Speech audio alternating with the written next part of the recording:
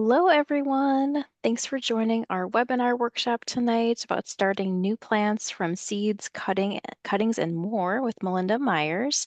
We will get started in just a moment. We are letting folks join the broadcast, so we want to give them some time to join in, and then we'll get started. Thanks for being here tonight.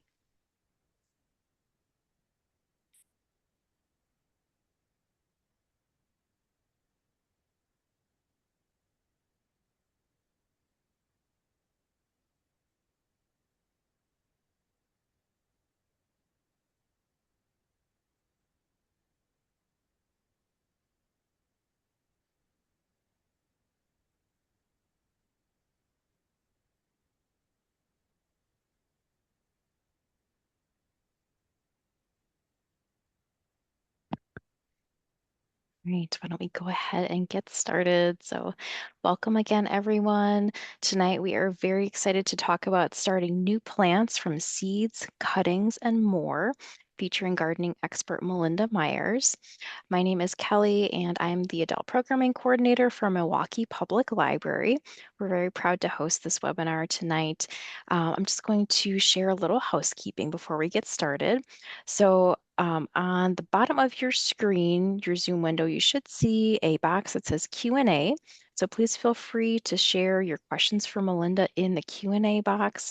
We will have time after the presentation to ask Melinda your questions. And then there's also a chat box at the bottom of the screen as well. So we would love it if you'd share where you're logging in from. I see lots of folks are sharing that already. So glad to see not just Wisconsin, but from all over the country. So welcome. Thank you for tuning in this evening.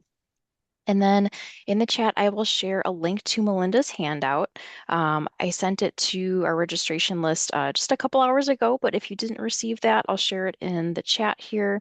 We are recording this webinar, so that link will also be shared out following the presentation tonight. We'll share that link and the handout, and then possibly any resources that we discuss during the presentation tonight. So without further ado, I am happy to hand it over to Melinda. Thank you. Thanks, Kelly. And Kelly is a seed starter as well. She's got quite the setup at her home. So we've got an avid gardener hosting with us tonight. So welcome. I always like to thank my sponsors. Tonight's sponsor is Diggers Hotline. Call 811 at least 3 business days before you put the first shovel in the ground. In Wisconsin, it's Diggers Hotline, and there's a different utility, underground utility locating coordinator around the country. So 811 gets you to your state to get that nonprofit that's free to use to locate the underground utilities in your work area. So this is to keep you safe, and we want you to be safe when you garden. I want to thank Kelly and her team at Milwaukee Public Library for hosting. So let's get started. Seed starting supplies. If you haven't started your seeds yet, I'm going to get started this coming week with a few things. Gather your materials. So you're going to need containers to start them in. You're going to need a seed starting, or I like to use an organic potting mix because I tend to be an underwater and it tends to hold the water a little bit longer, hold some moisture a little longer than some of the seed starting mixes, but use the mix that works for you. Of course, seeds, some labels. We'll talk about fertilizing in a bit, and then your seeds, of course. In the lower left-hand corner, this was a video I did for, I think for the library program last year. I just wanted to point out some of these recycled containers. I think gardeners, not just me, we're very fiscally conservative and we don't like to waste and we like to reuse items. So old yogurt containers and applesauce containers. Just clean them out, drill some holes in the bottom. They're great for starting seeds. You'll see my little, kind of looks like a dowel rod with newspaper wrapped around it. You can make your own. I don't know if many of us get printed newspapers anymore, but a lightweight paper would also work to create your own pots. The containers you see behind that are cow pots. They're made from manure, so they've got a little slow release organic fertilizer as well as a container that will biodegrade when you plant. And you've probably used peat pots or heard about those. The cardboard core from inside your toilet paper roll or your paper towel roll works very well, cut to size. In the front, you'll see those flat, those are peat pellets. You soak those in water, and you can see a dish with water, and they expand. So you have your container and your planting mix all in one. The green pots that you see are dishwasher safe and reusable. So they're a little pricier than plastic cell pot packs, but they hold up longer. You rinse off the soil after you've moved your transplants out, and then you could throw them in the dishwasher or just wash them in the sink. So they're reusable and they're long lasting. A lot of the information you need for starting seeds is on the seed packet. Now, one thing I've noticed is a lot of companies are not putting quite as much information on the seed packet as they used to. And so they direct you to their website to get the information. Now, this is from a seed packet from Renee's Gardens. And if you look on the left hand side, you can see when do you start the seeds indoors, February to March, because it depends on where you're gardening, right? Many of the companies will have a map of the United States and Canada, and they'll say, well, in this region, you'll start them at this time. I find the University Extension Services, most of them have websites that say, here's when you start tomatoes in our area, here's when you start onions in our area. And that's a great free resource. They often tell you how long it takes to germinate. And then when do you move those plants outside? And again, a lot of times it's start your seeds indoor X number of weeks before the last spring frost, and then starting moving them outdoors after that last frost. So kind of look at that information. Days to germinate. So how long from when you plant the seed should those seeds sprout? And that'll give you an idea. Are things working well or do I need to change something up? And then once you've got them planted, when can you begin harvesting? When you look on the seed packet also, it should tell you the date that it was packaged. So in this one, this is an old packet. It was packaged in 2021 and the sell by date was the end of that year. So it tells you it's good fresh seed. Now, a lot of people ask me, well, I've got seeds left over, and I do too, quite a few, because there's usually 30 seeds in a package or 15, and you only need five. So, are those seeds still good? It's a simple way to test. So, here's an example sunflower seeds. I counted out 10 because it'll make the math easier. Put them on a moist paper towel, roll that up, put it in a plastic bag and wait like 7 days. Then take it out of that plastic bag and see what sprouted.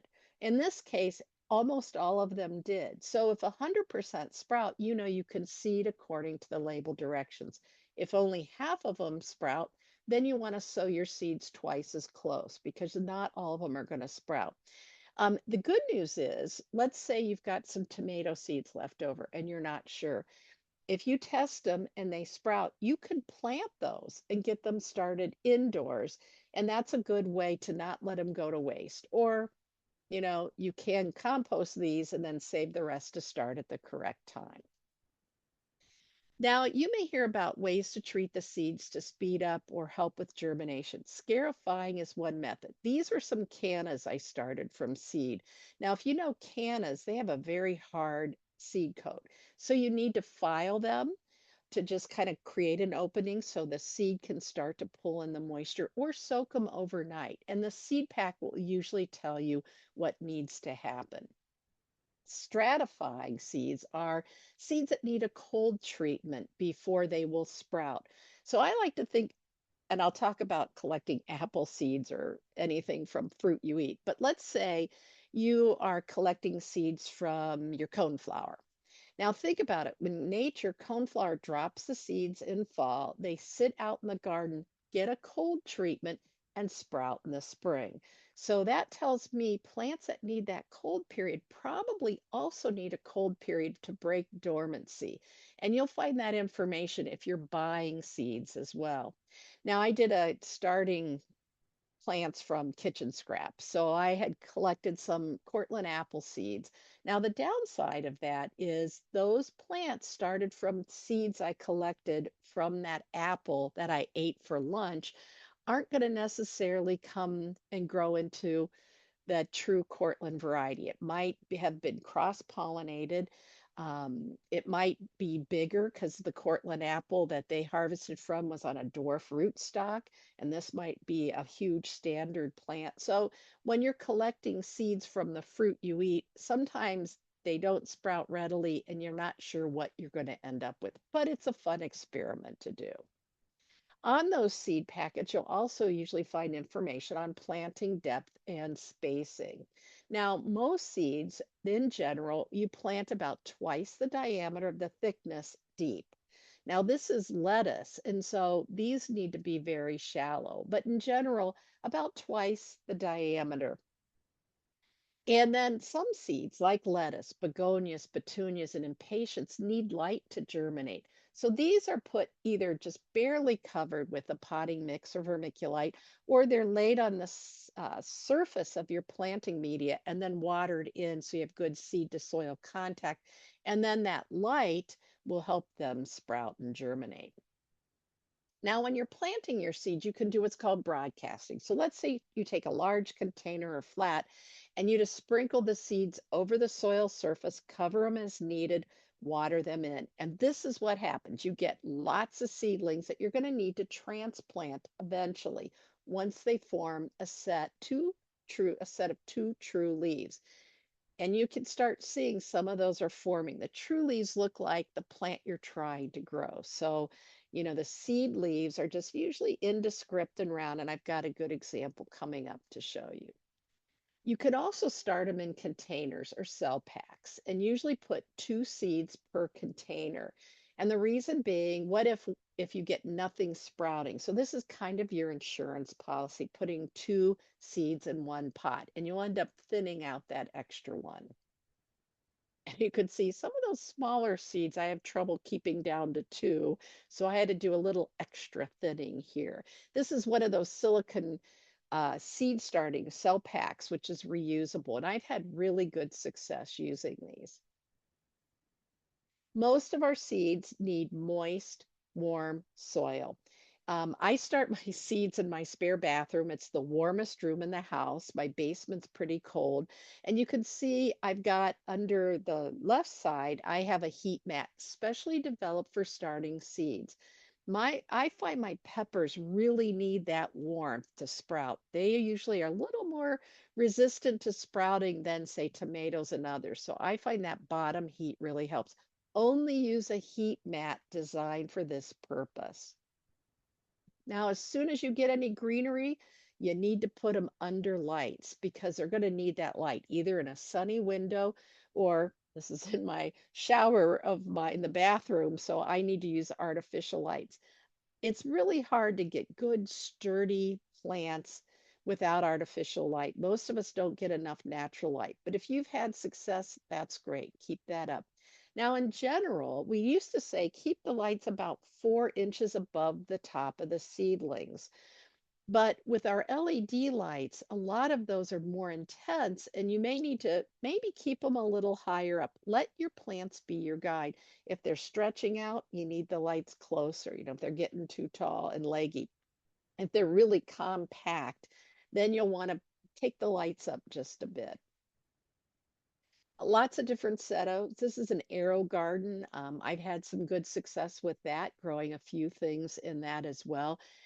Again, that light's adjustable, so it just makes it easy if you only have a few things to start and you want to do it on a tabletop. And I like to have supplemental natural light whenever possible. Now, I mentioned you're going to have to thin it out, right? So we put 2 or 3 seeds in a pot, or we broadcast the seeds, and we're going to need to thin them. And so this was some basil, and this is a great example. See those green kind of round leaves? Those are seedlings, and every seed contains seed leaves, and those seed leaves are that first to come out, and they start the process. They have some stored energy, and they start that process of absorbing light and growing till the true leaves. And you can see the purple leaves of this basil. We've got 2 true leaves, so now we can do our thinning. And we keep the healthiest plant. And I know it's a hard thing to do, but if you don't thin them out, you end up with leggy plants, and then you decide to thin them, and they're not as stout and healthy as they could be. Transplanting. So you can see here, this gardener had broadcast some seeds in that container, and you can see they're starting to form their true leaves. And so she had to peel those off and transplant them once they have a set of that set of true leaves. And so just putting them in their own container. Now, if you start things in a small cell pack, and if you start them early, you may want to do some transplanting into a larger size as well. So if you've got, maybe a 2-inch diameter cell pack, you may want to put your tomatoes in a 3-inch pot or 4-inch pot if they're starting to outgrow that smaller container. We're going to wait to fertilize. I'm sorry, I should go back here. We're going to wait to fertilize until we've transplanted thin. We've got those true leaves. And I'm a believer that we use less is more. So, a very dilute solution of a liquid fertilizer, watering it in, and then let your plants be your guide. Follow the label directions, but often that's a little more than you need. So you can always add more if your plants need a little bit of a push.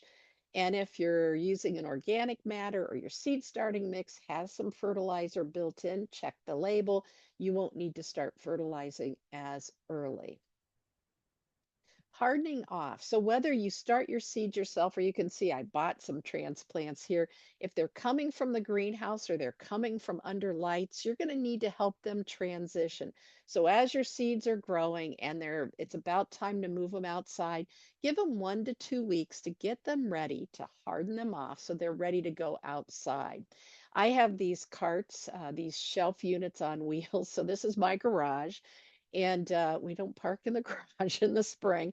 So I can wheel these out, give them an hour of direct sunlight the first day, back in 2 hours the next day. If we're going to have cold temperatures at night, I can bring them back inside and just shut the door and keep them safe from frost. So that's one way that I've had good success. It makes it easy for me to get them hardened off, roll them out and in. I had one woman who told me she had a barn and an old pickup truck, and she just put all her transplants in the bed of her pickup truck, and she'd pull it out of the barn and then back in at night and gave them that way to harden up. Some people put them in wagons. I think gardeners are very creative. So find a system that works for you. I've also had good luck using floating row covers. These are fabrics that let air, light, and water through but trap the warmth. This is the east side of my house on my patio, so get some morning sun. And I've had pretty good luck just covering them that way. If we had frost in the forecast, they're safe. Sometimes I'll start them in a more shaded area or open our umbrella to give them a little extra shade if needed. But that's another way that if you don't want to move plants in and out, you might have success. We're not fertilizing during this process. We're going to check the moisture every day, but it's okay if the soil goes a bit drier. Here are the common problems that I hear with starting plants from seeds. They're too long and leggy. What did I do wrong? Well, you might have started them too early, so they have to stay inside in a sunny window or under artificial lights too long. Insufficient light, or maybe the lights aren't close enough. I just have really invested in using some LED lights, just because I find I have so much better luck than just putting them in sunny windows. Again, figure out what works best for you. If you give them too much fertilizer, you could push a lot of top growth, especially if it's got a lot of nitrogen, and you'll get longer, leggy plants. So make sure you're fertilizing to promote good, stout, healthy growth. And then you may have read that they've done some research that plants, if they're subjected to a little motion, they tend to develop thicker, sturdier stems. And so some people will put a fan. I usually just kind of give them a light brush when I'm watering, or I check them a couple times a day, and I find it's good enough. But a lot of people put a fan and just run that to just kind of keep them moving to encourage good, stout growth. Hopefully you don't see this problem. This is damping off. This is a fungal disease that can prevent, the seedlings as they sprout may collapse. You can see what's happened here where the whole plant is dying back. Easy to prevent. Clean containers and a sterile planting mix. Now, I was just on a webinar with our director of our plant disease diagnostic clinic here in Wisconsin, and he shared something I wasn't aware of, that he said that plastic containers really, it's hard to disinfect them, and you shouldn't reuse them if you've had a fungal disease, such as damping off or some other disease. Otherwise, I reuse pots when I haven't had a problem. I soak them for 10 minutes in a 1 part bleach, 9 part water solution, rinse them in clear water, and then I can reuse those. But an interesting fact, if you had disease problems with your containers, it just seems like the plastic isn't easy to disinfect. Not worth taking a chance.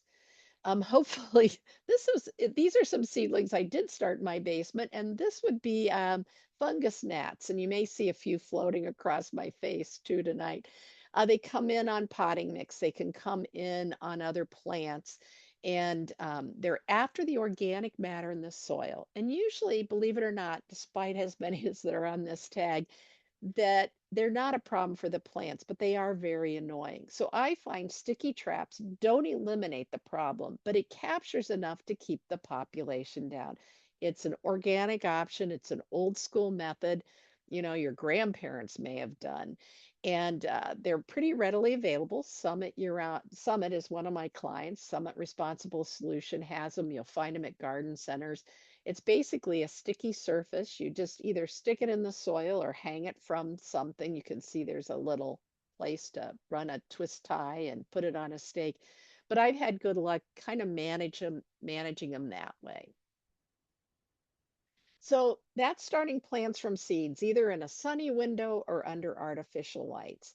But when you do that, you've got to check them daily. You've got to water. If you go on vacation, you better have somebody available to keep an eye on them because they're going to need attention every day. I was at a conference, I was speaking at a home show in Fort Wayne, Indiana, sat in on a Master Gardener presentation on winter sowing. And I was so excited. This was maybe, I bet it was 10 years ago that I had to come home and start doing it because you don't need lights. You don't need to check it every day. Most of us have these supplies or know someone who can share a lot of the supplies we need. Very simple. You're going to need milk jugs or 2-liter soda bottles or something similar. You're going to need a potting mix, moist, well drained potting mix, some seeds, of course, duct tape, and then something to drill holes in the bottom of those pots, and either scissors or a box cutter to separate the top from the bottom. So you're going to take that container and you're going to cut, leaving about 3 to 4 inches in the bottom. That's where the soil is going to go. And you're going to leave the handle attached. Then you're going to drill some holes in the bottom. I find are sufficient. Some people will do 8 or 12 for drainage because they're going to be outside. And so if it rains or we get a lot of snow, you don't want them to be waterlogged. Then we're going to add some potting mix. And you can see we're filling that bottom, just leaving enough so that it doesn't overflow. And then we're going to plant our seeds. And again, check the depth. And then I put them a lot closer because the spacing, on the packet might be a lot further apart, but we'll thin those out. And then water. And then Gardner made this suggestion to me, and I thought this was a great idea. She would either make the newspaper pots like you see on the left, or use those cardboard centers from toilet paper and paper towels and fill the bottom of the milk jug with those. And that way, and then she added the potting mix. And that way, when it came time to lift and separate them, it was a lot easier. So think of it kind of as a cell pack almost that you'd grow in a flat, right? And so that's a way to just make dividing a little bit easier. I thought it was a great way to repurpose something and make your job a little easier. You're going to label the inside and the outside of the container because often that permanent marker washes off. And if you do it on the inside, one of the two, if not both, will be available. And then we're going to duct tape it shut. Some people punch holes and use twine. I just find duct tape works easier and it's sealed. And notice the cap is off. We're going to place these outside where they get sunlight. This is the south side of my house. It's somewhat sheltered. I'm in a very windy area, so I end up putting boards and bricks or set these in those milk crates or crate because to hold them secure if you have problems with high winds where you're starting your seeds. We want them in a sunny area and we want them in an area where they'll get rain or snow because that's how they're going to get the water they need for most of this germination time. I find I plant my winter sow my seeds the time that I would be starting them indoors. So for me in Wisconsin, starting tomatoes in early April is the recommended time. So I'll start my tomatoes for winter sowing about that same time. Perennials, start them December and January, especially those that need a cold period. Now, if we get really extremely cold temperature, some people will throw an old carpet on top, anything for added insulation if you're concerned it's going to be too cold. But I've had amazing success and I'm pretty low input. So hopefully they're going to get sufficient moisture from rainfall. You can see a lot of condensation. So it's like a mini greenhouse, right? So that water will condensate and then drip down, helping to keep the soil moist for a longer period. But if it's a dry winter, if you don't get much snow or rain, you may need to supplement and add a little water as needed. Hardening off, I find, is very easy. I just take the duct tape off, open them up. They've already been on the south side of the house. If you're a little bit worried about them getting used to direct sunlight now that the lid's off, you could add maybe some row cover, provide a little temporary shade. I've had pretty good success just taking the lids off. And again, these are sun-loving plants, and they're on the south side of my house. So the key is give it a try, take some notes, find out what works for you. Same with starting plants from seeds. Journals, Thomas Jefferson had plant journals that he kept for over 50 years. He'd record when did he buy the plant? Where was it planted? How did it do? Did it die? Was it replaced and removed? The same with seeds. I've tried many years to do that, but what I find is taking pictures of the process. I have a record, on my computer now, download those photos and there's a date and I know when I started it, when I divided, those kind of things. And that really helps me keep on track. Some people are spreadsheet people. So any way that helps you keep track so you can keep building on your successes. So now we're going to vegetative propagation, okay? And this is where we're starting new plants from parts of existing plants. Very exciting and pretty fast, and in the most part, a lot easier. What do we typically do? Stem and leaf cuttings are probably the easiest. I mentioned non-patented plants, and here's why. Plant patents usually last for 25 years. So when somebody breeds a plant and then a grower contracts with them to grow them and sell them, they have to pay a fee, a licensing fee for each plant they start. Now, granted, there aren't plant patent police that are going to come to your house if you take cuttings. But by supporting those people that are breeding those plants and by respecting the patents that last 25 years, they'll keep some of that money in their system so they can keep breeding plants. So something to think about. Heirloom plants, no problem. They've been around for 50 years or more. A lot of those plants maybe you got from an aunt, a grandmother, an uncle, somebody who passed it down. Non-patented house plants, annuals like these geraniums that were overwintered. I know gardeners who've been keeping geraniums for many, many years, and starting them from cuttings as well. Leggy plants. If you're growing inch plant, and I heard this one called the wandering dude plant. It used to be kind of referred to as wandering Jew, and we're really trying to be sensitive to people by the plant names we choose. And so I thought, well, sorry, dudes, I don't know if that's an insult to you, but an inch plant is a safer option. But this is so typical of what Tradescantias do growing indoors. They get long and leggy. We need to prune them regularly to keep them nice and compact, and they root very easily. So if you're new to taking cuttings or you've struggled, this is a good plant to start with.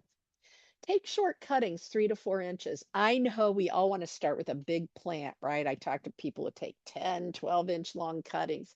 Think about that. More leaf surface to lose moisture. And so it just makes it harder for that plant to root. So shorter cuttings will root more quickly and more successfully, and you'll be amazed how quickly they take off. So we're going to cut about 3 to 4 inches long. We're going to remove the lowest leaf because the place that leaf was attached is called a node. And there are lots of hormones there, and that's where the new roots will form. I like to make my cutting above a set of healthy leaves on the other plant so what's left looks good. And then I've got my short cuttings and remove. Now, if you've struggled with certain plants or if you haven't had luck with stem and leaf cuttings, dip it in a rooting hormone. That contains a chemical to reduce the risk of disease and increase rooting. Then just stick it in your rooting medium. Like I meant, some people use vermiculite, some will use perlite, some will use a seed starting mix. I use an organic mix, as I mentioned. I tend to underwater. Stick it in and water it so it's nice and moist. Again, this pot has drainage holes. And then I set it in a plastic bag, but I don't close it tight. I leave it loose and open. It'll trap that humidity around the plant, but it won't be too hot and it won't rot.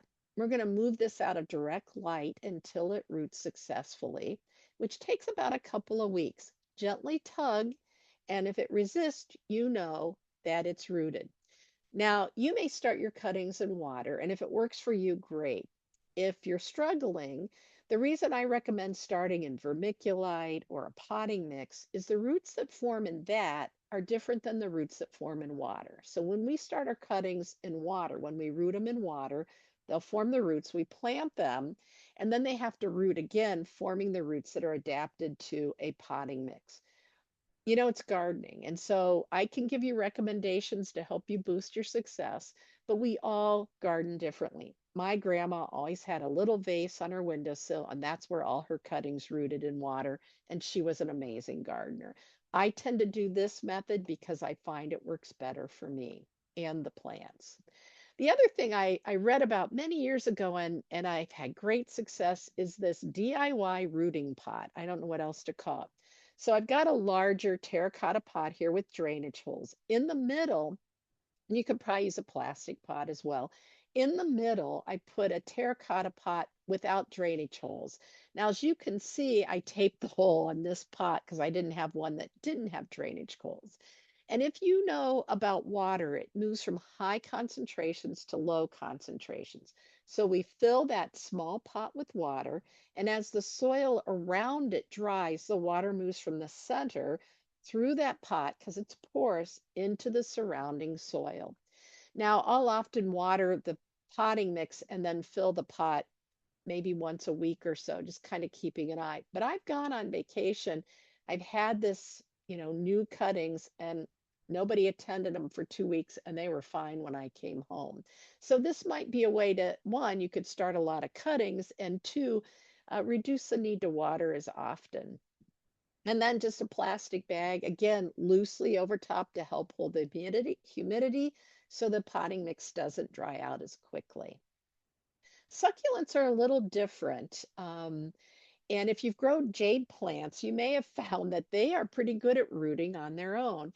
Leaves occasionally will drop on the soil, and if you don't take them off in a month, you might find a little plant growing from that leaf.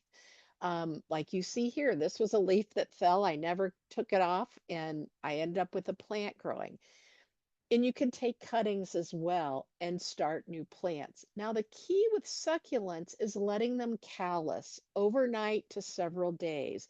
So when you take your cutting or the leaf off the plant, you're going to allow it to callus over. So you want it to seal up because these plants hold a lot of moisture and you don't want them to rot.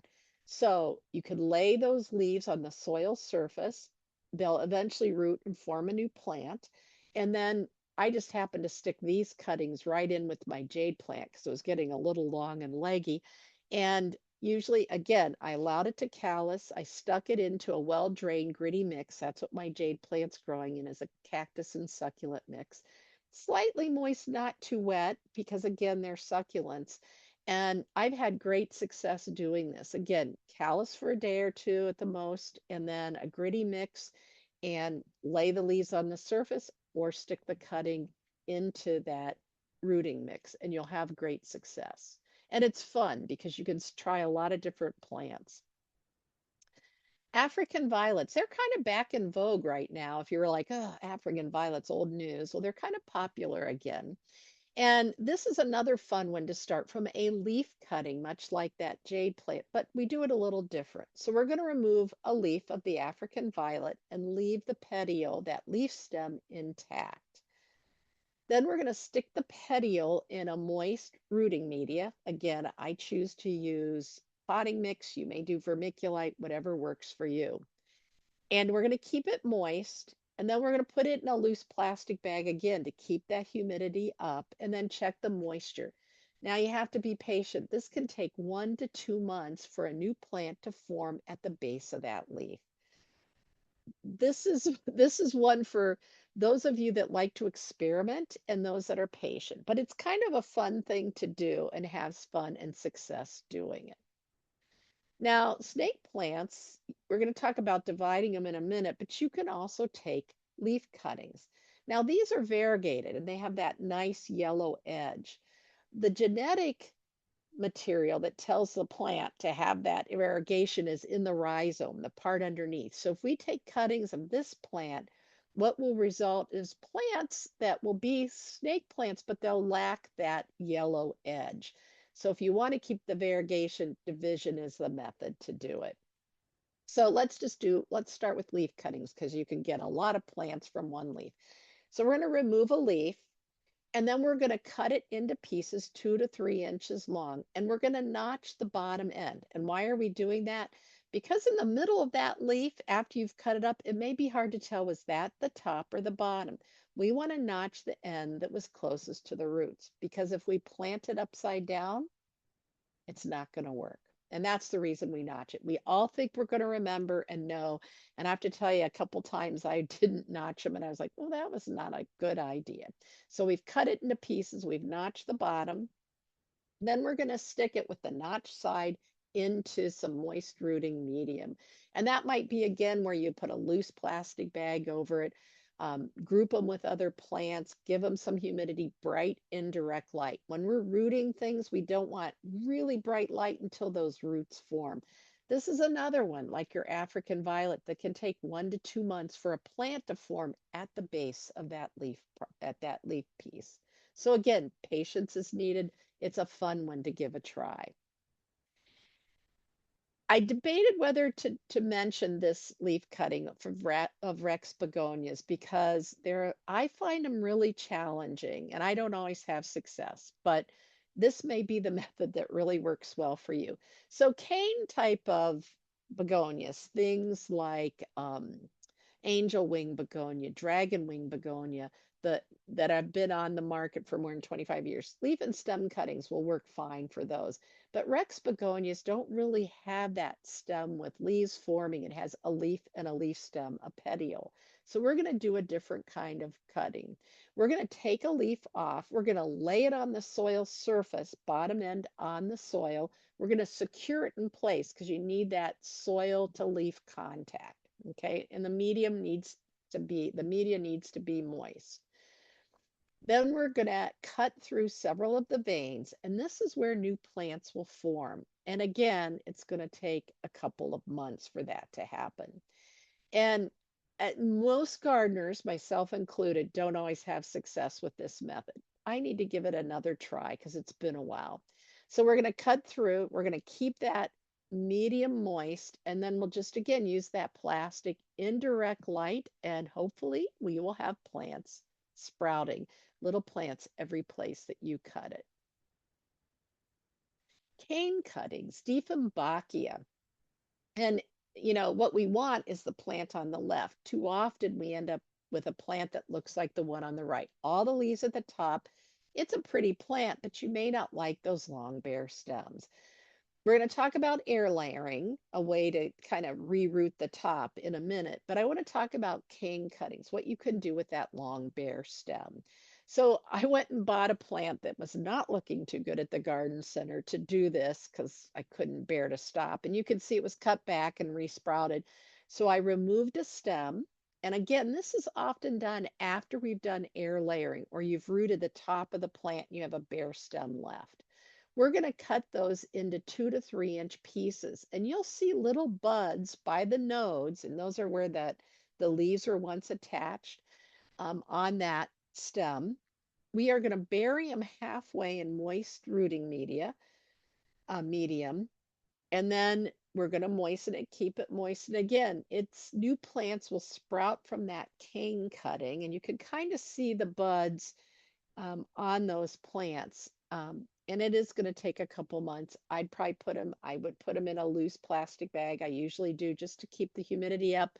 Mist them occasionally. It only lasts for 30 minutes, or group them with other plants so that you boost the humidity, or put them on a tray with gravel. So pebbles in a saucer or a tray, set the pot on that, keep water in the pebbles, the pot above, so as that water evaporates, it increases the humidity right around the plant. Tree and shrub, and I know I'm covering a lot here, so we'll answer your questions, but tree and shrub cuttings, this is a way more challenging. My very first time, I tried to propagate my grandma's lilac plant, and I didn't read up on it. I thought, well, I start plants from cuttings. I was in middle school. And so I took cuttings and I stuck them in vermiculite in a plastic bag in a location. And then I read about timing is very important. Some plants need to be started, are very particular about when they're started. Lilacs, I found out, is new growth in the spring is the best time after they're done flowering. And I think I started them midsummer. So I wanted to mention that a lot of times you'll find this information online. If you know, if you are a plant enthusiast, you may own the book Manual of Woody Landscape Plants by Michael Durr. A lot of libraries carry this book. It is chock full of information. It's not, this is a reference kind of book, so it's not one you're going to read front to back. It's a great reference book. And so under each plant, so this was a viburnum, and in that area, it talks about propagation. So from seeds. And then here he reports he's rooted cuttings from June to July. So those are semi-hardwood cuttings.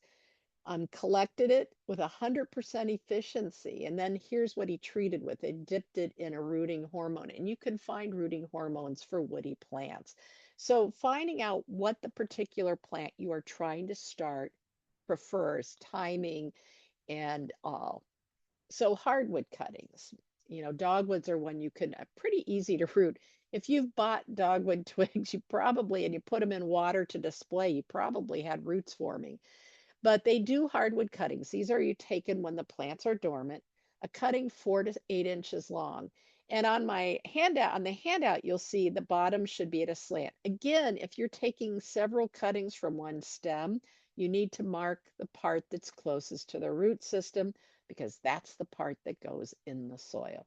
So you're going to collect these. You are going to store them in a cool, moist location, and then in spring, you're going to root them in high humidity, whether you're doing it in sand or vermiculite.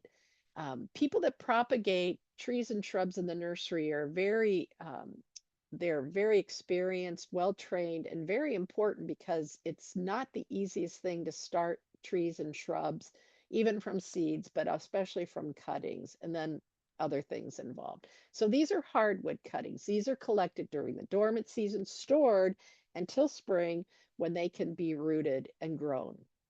Semi-hardwood cuttings are taken in the summer just as that new growth is starting to mature and get a little bit more woody, right? And these are 3 to 6 inch cuttings, and you're going to root those right away because it's the growing season, right? Again, moist rooting medium and then high humidity. So a lot of people will, I've done plastic bags with vermiculite, kind of set in a somewhat shaded location. Pots like this put together. Misting helps in nursery settings. They have misters that go on regularly. For those of us, it's probably not practical to have, you probably don't have a misting system, but if you can group plants together, do anything to boost the humidity. And then some are softwood cuttings. And I mentioned I put lilacs in as this was my first failed attempt. You're going to wait till after they're done blooming and they send up the new growth, right? So it's tender and that new growth roots readily. So you're going to remove any flower buds that may remain. Again, you're going to wait for that new growth to start. You're going to take your cuttings, 3 to 5 inches long. You're going to stick them in a rooting medium. Again, it's all the same thing, high humidity, moist rooting mix. And we're going to get those growing right away because we're picking them in the spring. They tend to root easiest with that method for those that prefer it.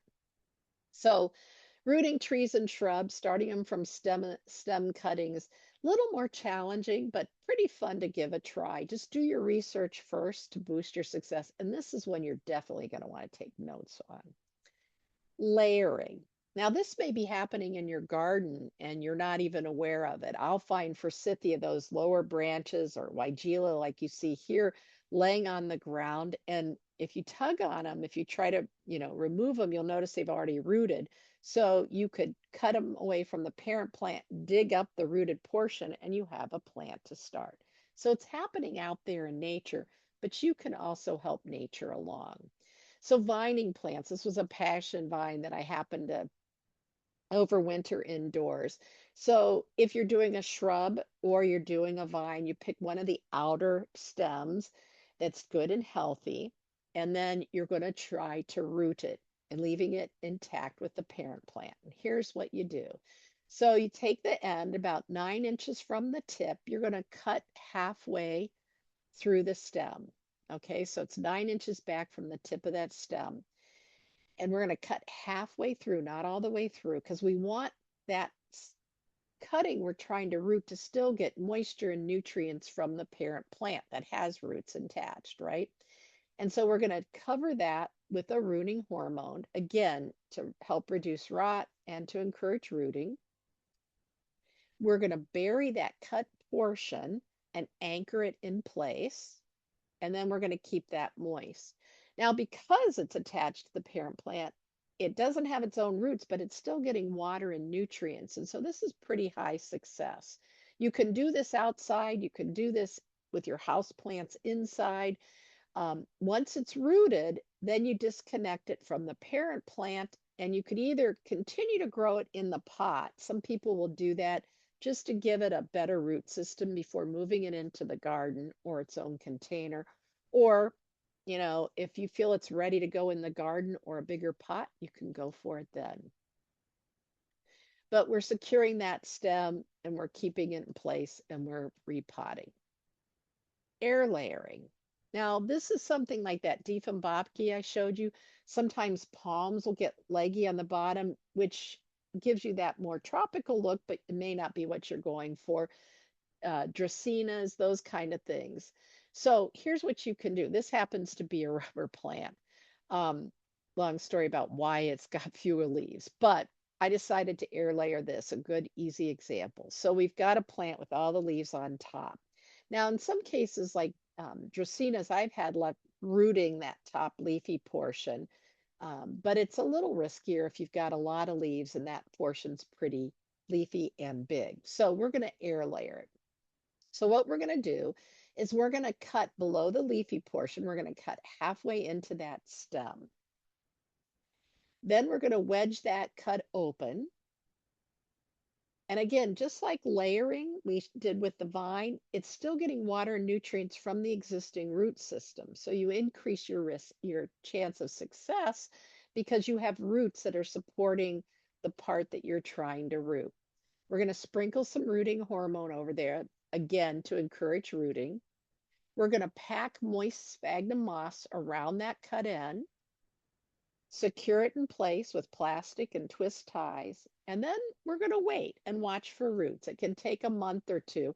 You'll start to see the roots coming through the sphagnum moss. Once that happens, cut beneath that rooted portion, of course, remove the plastic and plant it in its own container.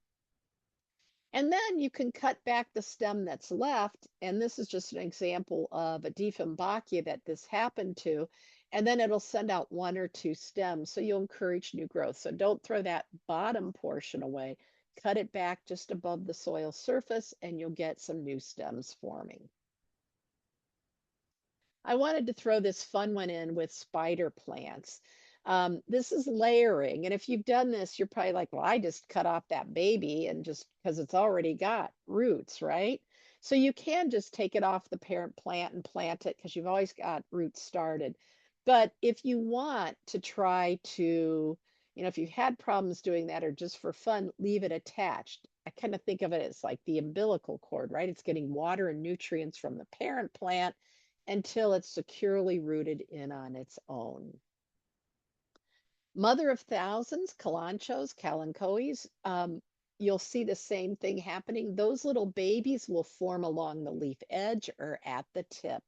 You can see you've got lots of roots on this, so you could disconnect it and pot it up, or you can boost your chance of success by putting a container nearby, covering those roots, keeping it attached, and once it's firmly rooted in, disconnect it from the parent plant.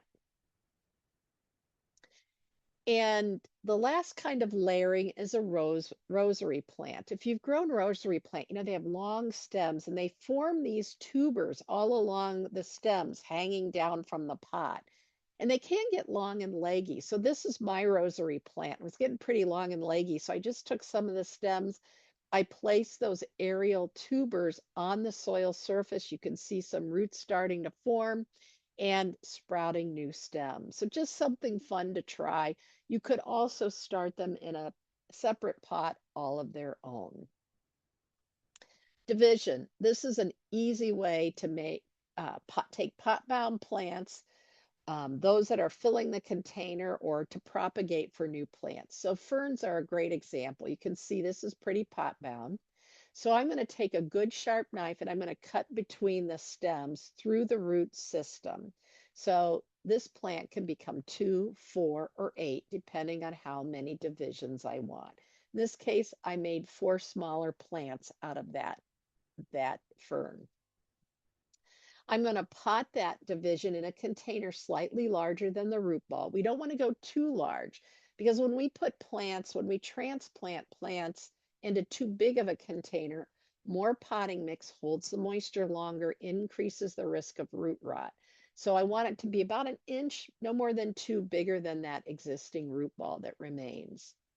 And then we're going to adjust our watering schedule as needed because we've got smaller root system, things are a little bit different, but give it the same care that you were providing that plant originally. So that's division. Very easy on ferns.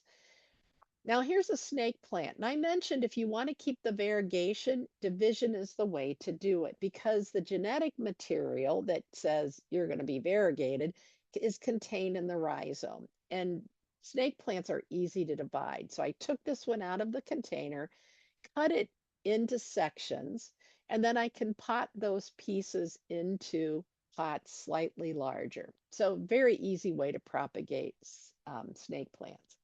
I thought I'd mention perennial division. In general, we divide our spring blooming perennials in fall, our fall bloomers in spring, our summer bloomers spring or fall.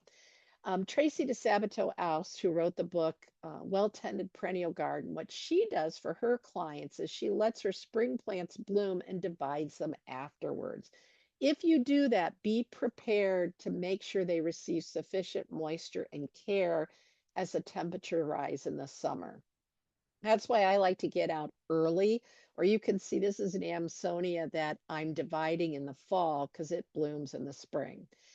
I was doing this video for a client and it was really, I waited too long to divide it, but it was on the edge of the bed. It was one we could get a video of, but it has a thick, fleshy root. So I usually like to dig my clump and lift that plant out of the hole and divide it. But this was too big and too heavy. So I used my spade and dug all the way around, undercut the best I could. Now, some gardeners like to use 2 garden forks back to back and pry it apart. I have never mastered that. I'm usually a take the shovel and just divide it up. But this one was so tough. I ended up using my Sawzall to divide this. It's a great tool for a lot of purposes, pruning shrubs, dividing, taking care of things. Use it safely, a reciprocating saw, because you can see, look at those fleshy roots. There was no way I was getting a shovel through those. So divide it into different pieces. And here's the key. You could take that big clump and divide it in half and end up with 2. It's always best to prepare the soil even where the original plant was growing, because this is your chance to amend it, replant maybe one of the divisions there, and then in properly prepared soil, plant your other divisions. If you do big divisions, big pieces, you'll have a faster show, but you'll also be dividing sooner than if you use smaller divisions. So decide what works best with the way you manage plants. We did a dividing perennials. I think there's a link to it on your handout. Did a dividing perennials for Corona tools too with smaller plants. So much easier and a better time to do that.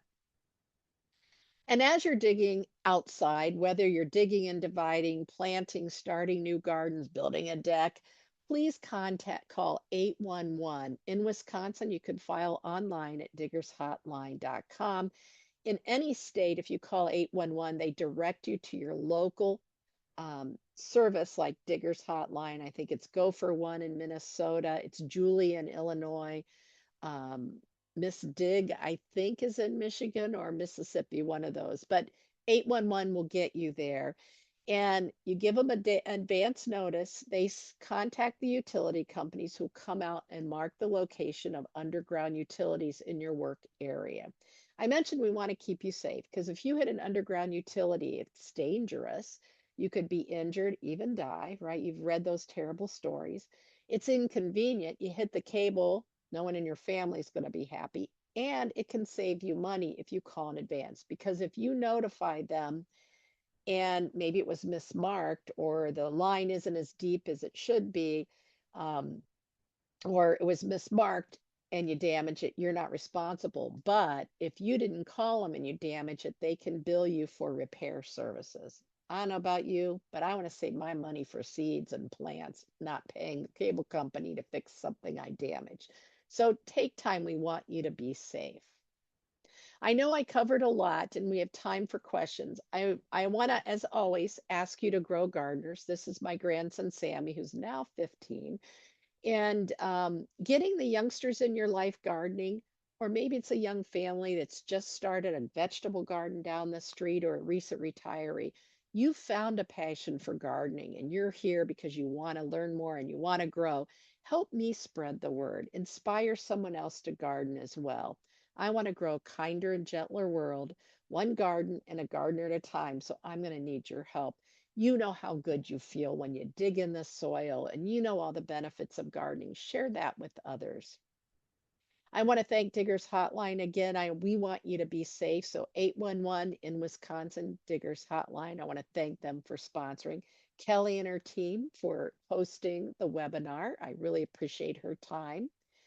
And please stay connected. I'm behind. I'm working on following up on questions. So if you've emailed and I haven't responded, give another nudge and I'll try to follow up faster this time. I've got a lot of webinars and events coming up. They're all on my website. Next week, we're doing Save Money and Boost Your Growing Success with bare root plants. I'm very excited about that. And then patio decks and balcony gardens and a lot of other projects. And more information is on my website, melindamyers.com. Once again, We Energies is sponsoring our library program. We team up with the public libraries of Wisconsin and the UP of Michigan, but everyone is welcome to join. It's a free program thanks to We Energy sponsorship. And Kelly and her team are hosting once again, and we really appreciate their help. I do a monthly webinar. I do a monthly video with an activity that's for all ages.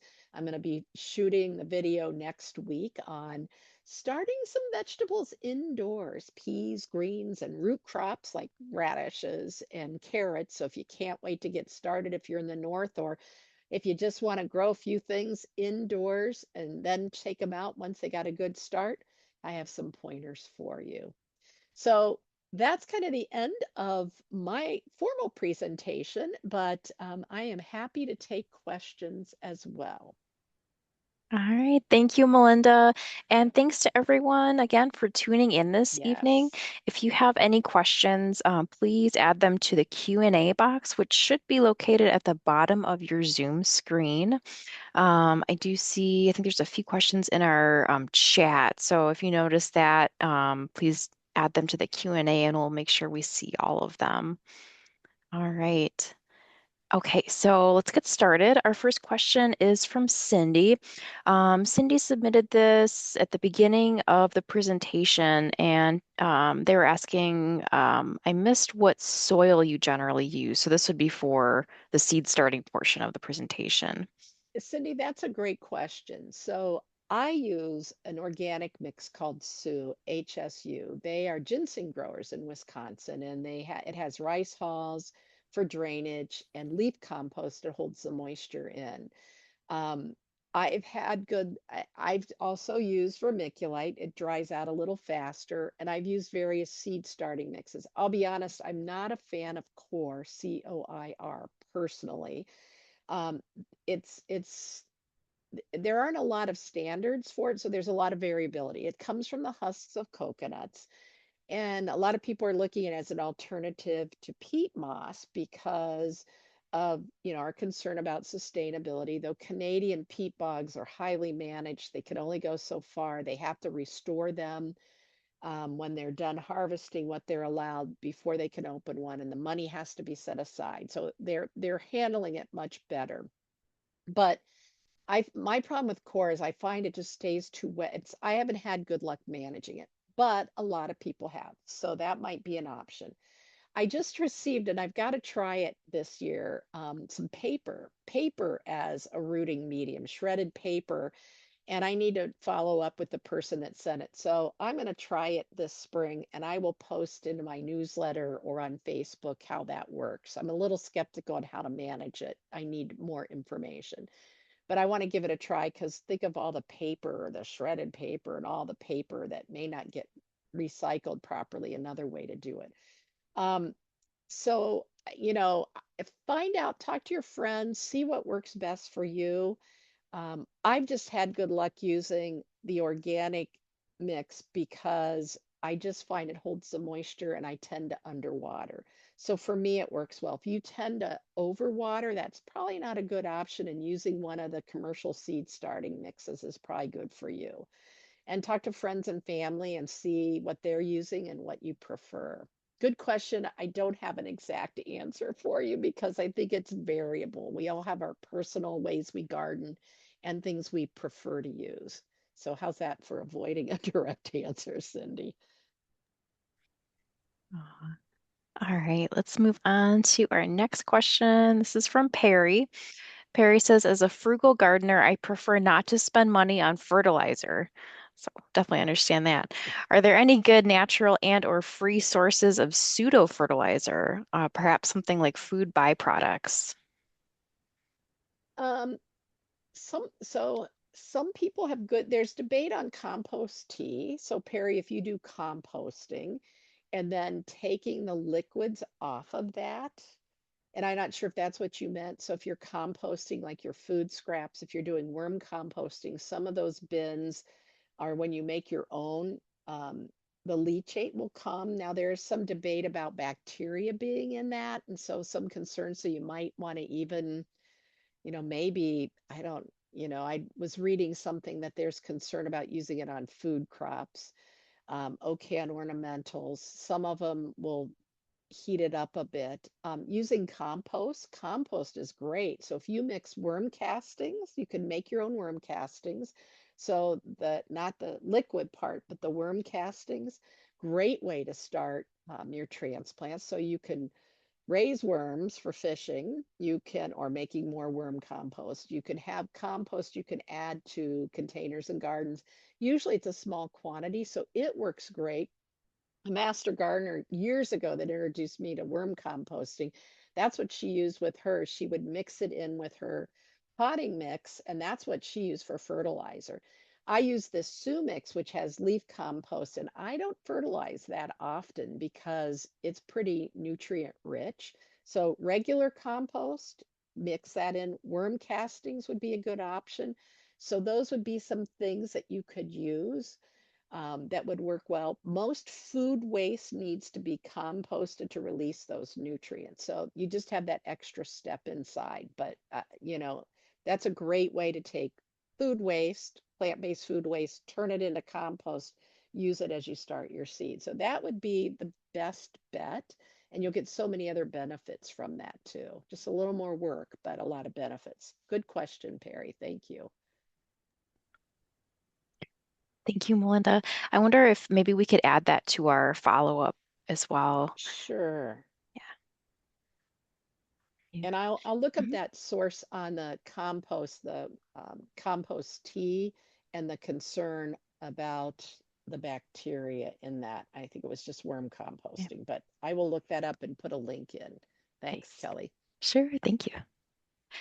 Right. Our next question is from Raghu, who says, I find this webinar very important. I am willing to know or wanting to know about techniques of propagation of, and I believe I'm pronouncing this correctly, gymnosperms. I am a PhD scholar taking gymnosperm as a research topic. And then they shared their email address as well. But yeah, I guess any insight on propagation of gymnosperms? Gymnosperms. Yeah. That's again where I would put you at a resource. So Michael Durr also has a book with, I think it was Hartman was the other gentleman on propagation. And those would be two sources I would check. Um, I'm sure there's a lot of, um, there's, uh, I think I have a few things in my resource because a lot of those require different kinds of, stratification, scarification. Sometimes fire is required to release the seeds and do the germination.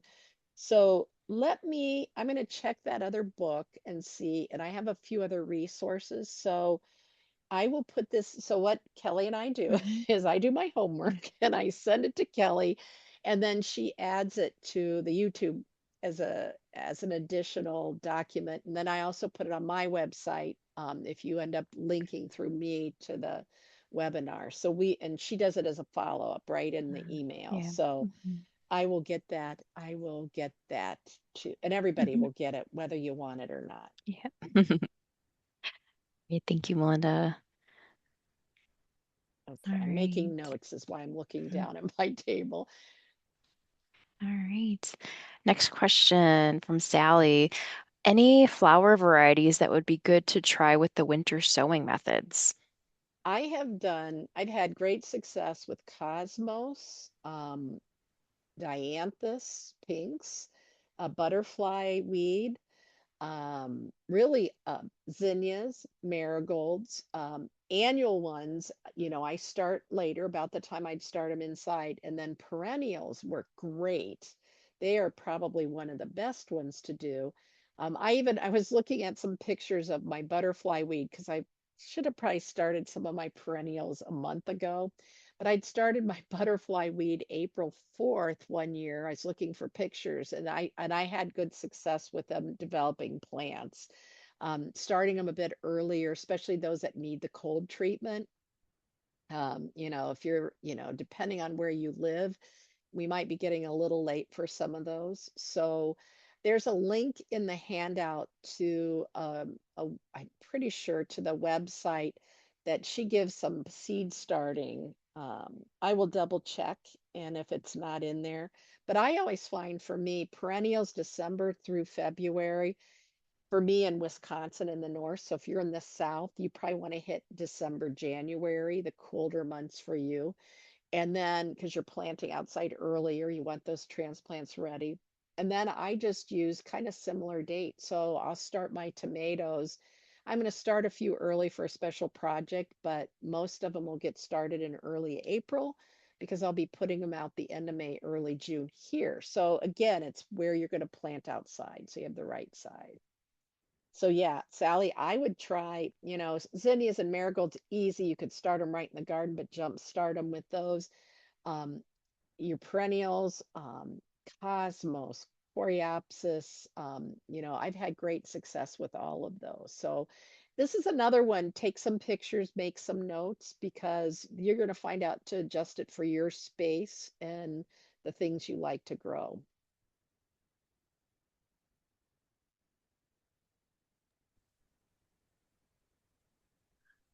All right. So we're going to get into some cutting questions on snake plants. So this is a question from Mary. On snake plants, do you let it set for a day to callus or plant it right after cutting it?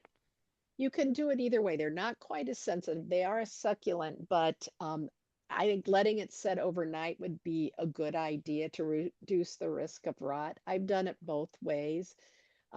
So you might want to do half and half and see what works Mhm. better for you. Good question.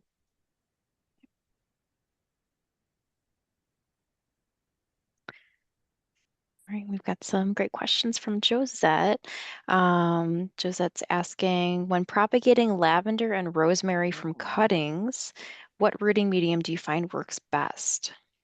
I'll be honest, I haven't rooted those two. So again, one of the cool things about cuttings um, is you don't have to always take it from the tip, but those tend to root the best, so you could take cuttings all along the stem. But what I would try is I would try a couple of different things. I would try a potting mix that I like. Those plants can take it dry in the garden once rooted, but it's that in between time. So I would try, maybe some vermiculite, maybe a seed starting mix. Usually has a little peat moss or core along with perlite, and then maybe some in potting mix to see which one works better for you. I have not done cuttings of those. I've done cuttings of, like basil and things like that, but not lavender and rosemary. I think I'm going to have to add that to my list so that I could answer that better next time. And then, so I would do it a little experiment and see what works best for you.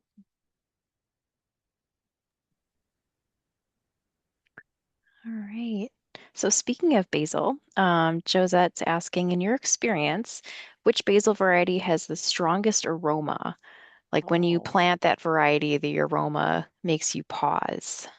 oh, well, one is the aroma you like, right? So if you like a little cinnamon fragrance or a little lemon fragrance, Um, I kind of like the bigger leaf. Um, well, I love the purple basil just because I love the color. And I was trying to think, I love some of Rutgers has some new ones that are downy mildew resistant, so that has some positive to it. But I like some of the old fashioned, just the plain old green that are just nice and fragrant. I would love to know what some of the other gardeners think is their favorite.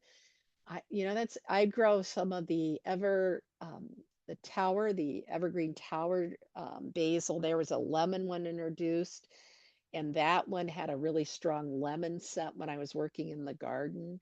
I'm trying to think of which ones give me that. It's usually I brush up against them when I'm weeding, and that's where I get that fragrance. Interesting, interesting, interesting question. All right. And just a reminder to everyone, if you have questions, please make sure to put them in the Q&A box. There should be a button at the bottom of your screen there. And thanks to everyone that has shared questions already. Right. So, question from Josette. I'm wondering if you've ever used or know of any colleagues who've used straight coconut coir as a seed starting medium and experienced magnesium or calcium uptake problems in seedlings, specifically vegetables or microgreen seeds. It's interesting. I was working with a client and they were using straight core for their seed starting mix and they quit using it.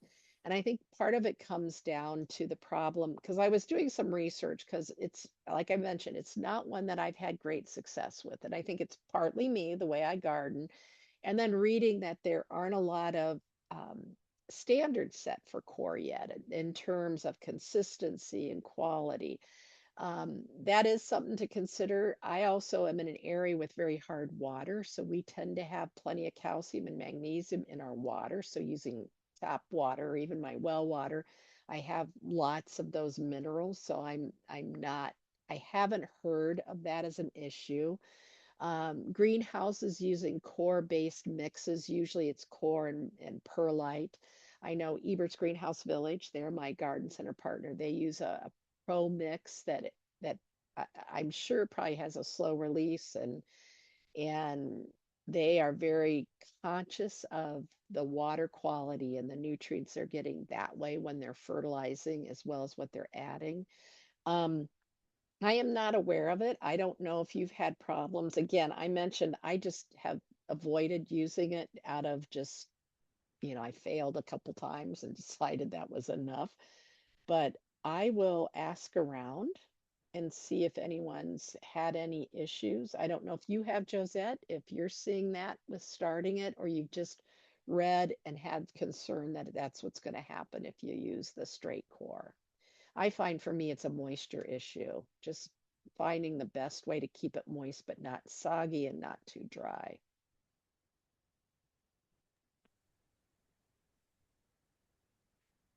I'm going to have a list of Yeah. things to look up tonight and Yes. call. Lots of research. Exactly. Yeah.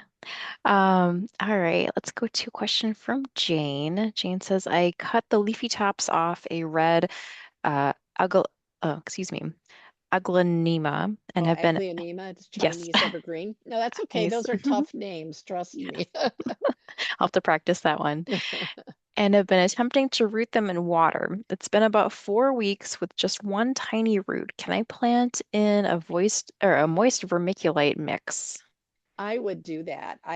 That's one of those that, either a potting mix or a moist vermiculite mix, and I would definitely get it as long as that stem is firm. Now, I've had, sometimes I'm in a hurry and I'll just throw a cutting in water, meaning to get it into, take care of it. And if it does rot on the bottom, I've just recut the stem, until I get good solid. But it sounds like you've got a root. It sounds like it's still solid and intact. But I think putting it in either vermiculite or a potting mix, maybe putting a baggie loose around it or grouping it with other plants would be a great way to kind of speed up the process.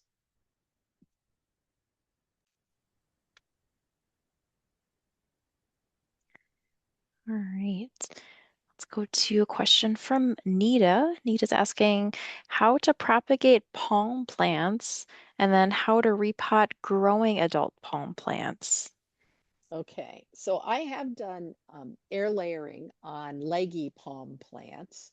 If you're talking about doing, propagating it from an existing plant, because it was when I was younger and my mom had a palm and you could even see the roots coming off. So I, you know, just basically rooted it. I did air layering on that because I wanted to try it and had great success.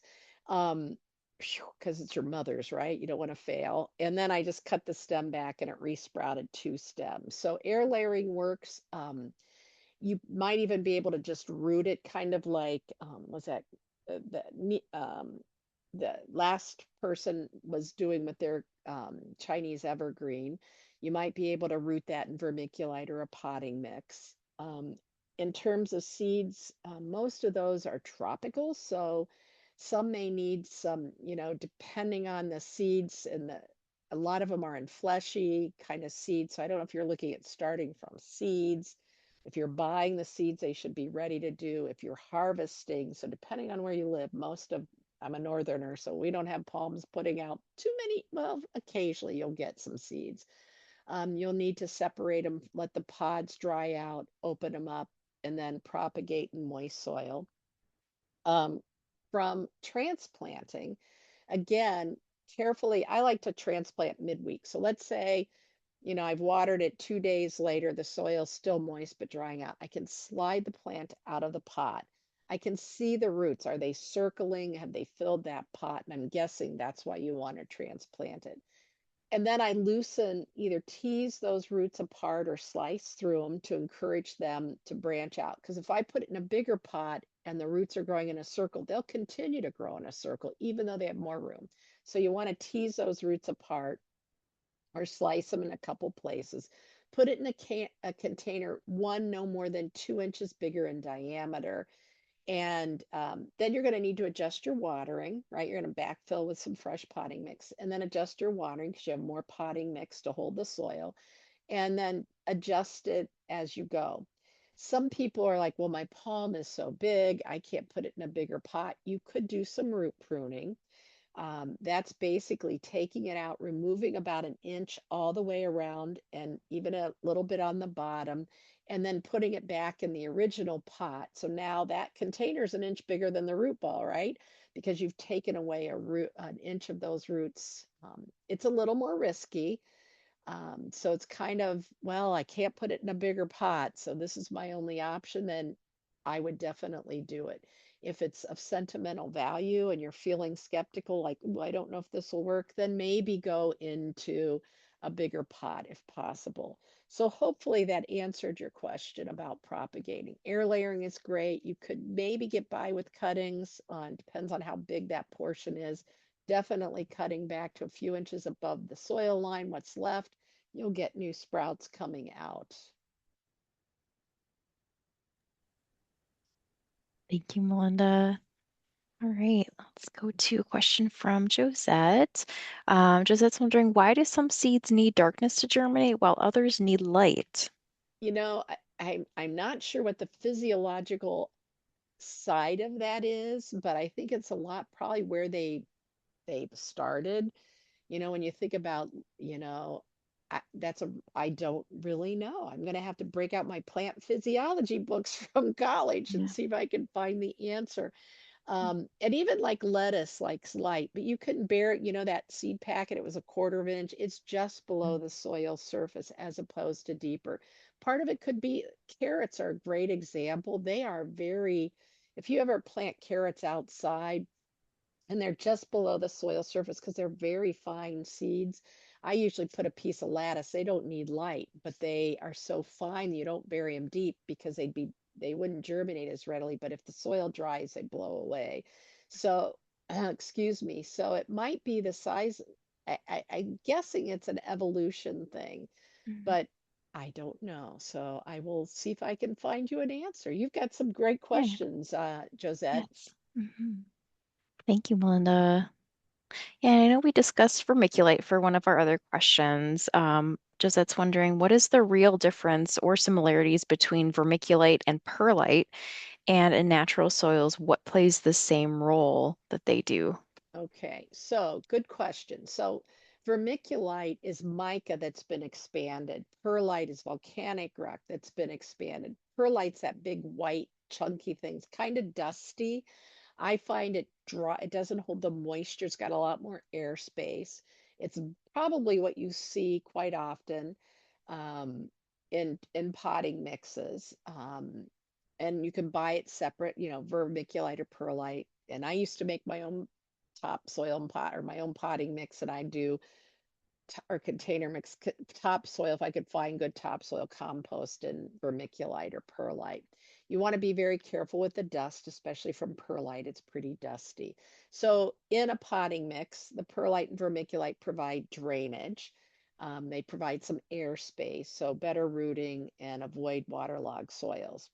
I mentioned I use Sioux organic mix, and they use rice hulls for that drainage. So that provides the drainage. In soils in your garden, compost not only holds moisture, but it increases it increases drainage. So it's kind of this amazing thing. So we convert yard waste and plant-based kitchen scraps into compost.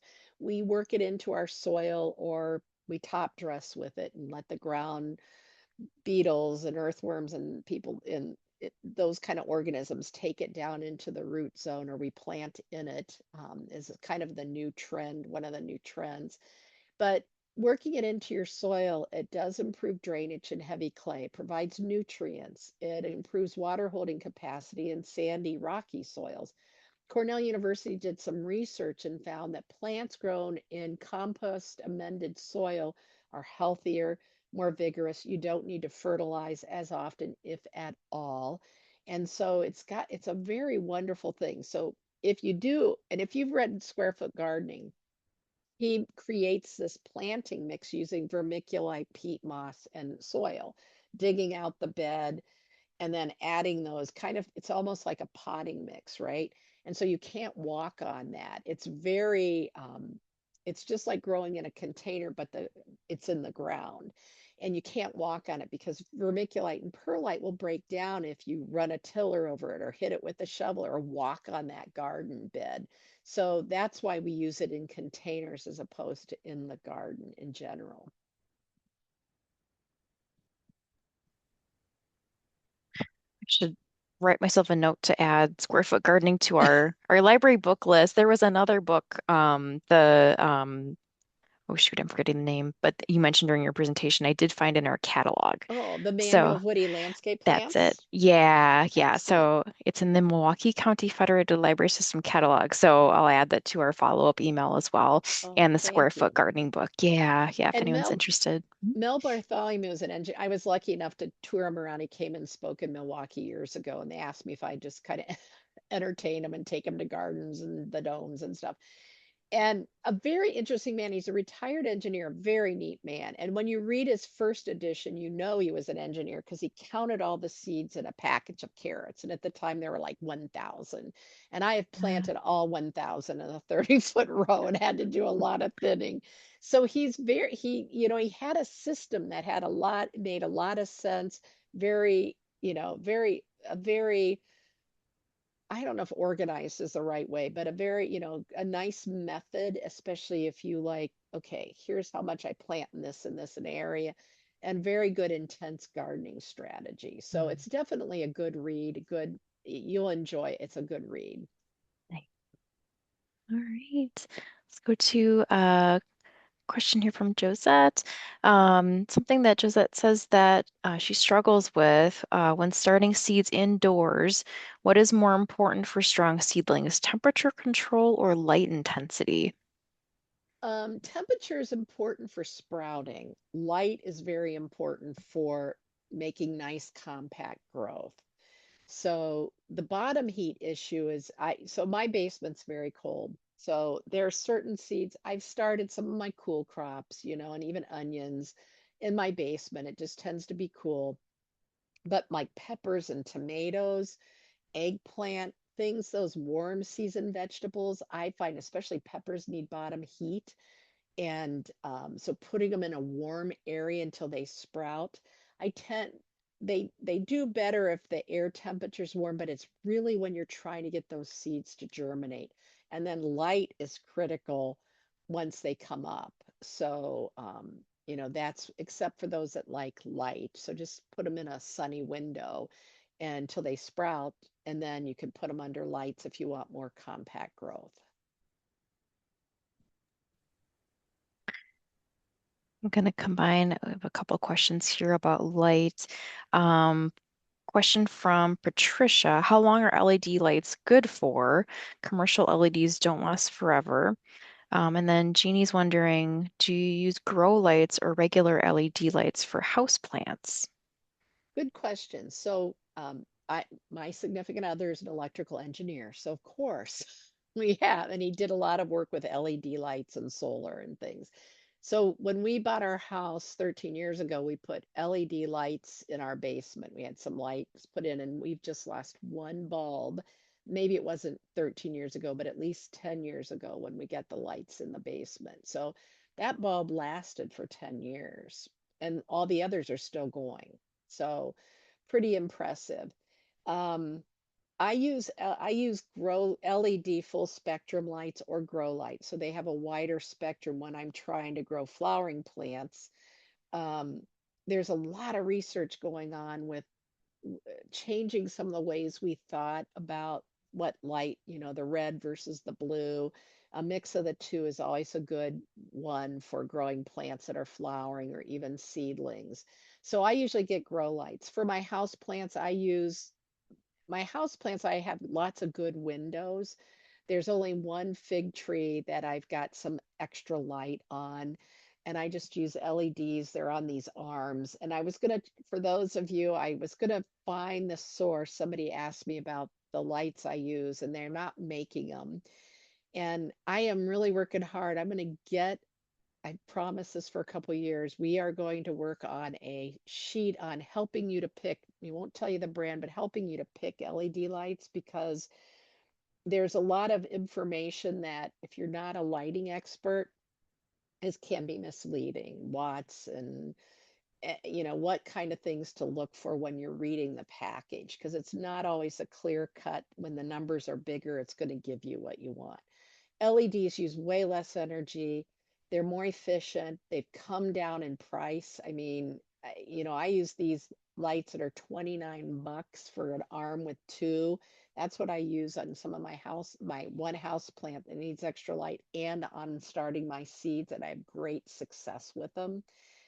We're going to see if we can find the brand. They changed the model number. There might be a similar one out there. So I probably won't get it to Kelly tomorrow, but I'm going to try to do something in my March newsletter with a link, or info at Melinda Myers, and just be patient. Just Diana checks my emails and say, I'm waiting for the LED light information. And I will get that out to you as soon as we have it. Otherwise, check my newsletter in March. It's free. Sign up. We won't annoy you once a month. That's all. Thanks, Melinda. Let's see. Let's go to a question from Cindy. Cindy says, I work with a junior master gardener group. Oh, I'd love yay. to, yeah, thank you. Thanks for your work with them. Yes. I'd love to have or I'd love to have them take something home and grow it, but not sure what would be easy for them to do. Would hydroponic be a good idea? Hmm. Well, I've done a lot with teachers and kids, and I find teachers who've never had plant experience and then do it with their classes is a fun group too. Um, I think if you're looking at cuttings, if you could get an inch plant, those roots so easy. Pothos and philodendrons root so easy. If and if you can do it with vermiculite or a potting mix, I usually send it in a potting mix. I do a lot with school groups too, and cuttings are fun, right? Because they start with a plant and then they get a bigger plant from it. Hydroponics, you could give it a try. I did a project. There was a school group in Florida that did research on, these were fifth graders, and they interviewed me, and they did hydroponics. They did starting in vermiculite, and they starting in potting mix, and I forget what the fourth one was, and they were all evaluating how successful it was, and they had the most success using um, uh, a potting mix, quality potting mix. But that was that research they did. So if you can afford the potting mix in small containers, I save all my annual pots, that I buy my annuals. I clean those out. That's what I use with kids. When my dad was alive, he'd have a cup of yogurt every day. And when we go visit him, he'd send me home with a bag of yogurt cups, which were fun for the kids. It teaches recycling and sustainability. So you might want to do that. And then if you do cuttings, um, helping them understand, keeping the water fresh. I've used like lids, the bottom of a cup, paper cup or styrofoam cup, cut a hole in it, put the cutting in there so it's always floating on the water and it's not getting stuck to the side of the pot. And then using dilute, you've got to add the fertilizer, the nutrients somehow if you're doing hydroponics. And some hydroponics is in soil profile. It's a kind of a calcine clay, and then the water is going through there, and it's in a reservoir. So I think rooting in potting mix or vermiculite is probably one of the easiest things to do. I think it's a little more straightforward, but maybe have them do some experiments. I think that would be very fun.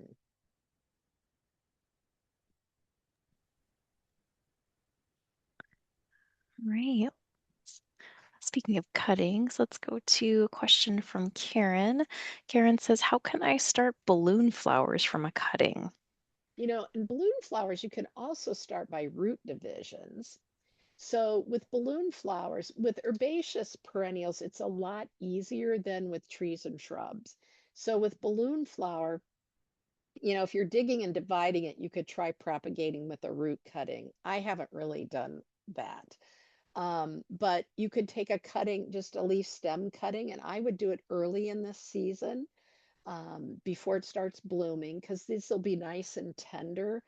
And then I would root it, and then you'd have it rooted before the end of the season so you could get that plant into the garden. So again, I would take some fresh growth from new growth in the spring, take a cutting, again, 3 inches, maybe four at the most, remove the lowest leaf, and then try rooting hormone if would just kind of increase your chance of success. And I would root it. A lot of people too, when you're rooting like your lavender and rosemary, which I'm going to try this year, or balloon flowers or other plants, you may decide to keep it in its container for the first winter, especially if you're in the north.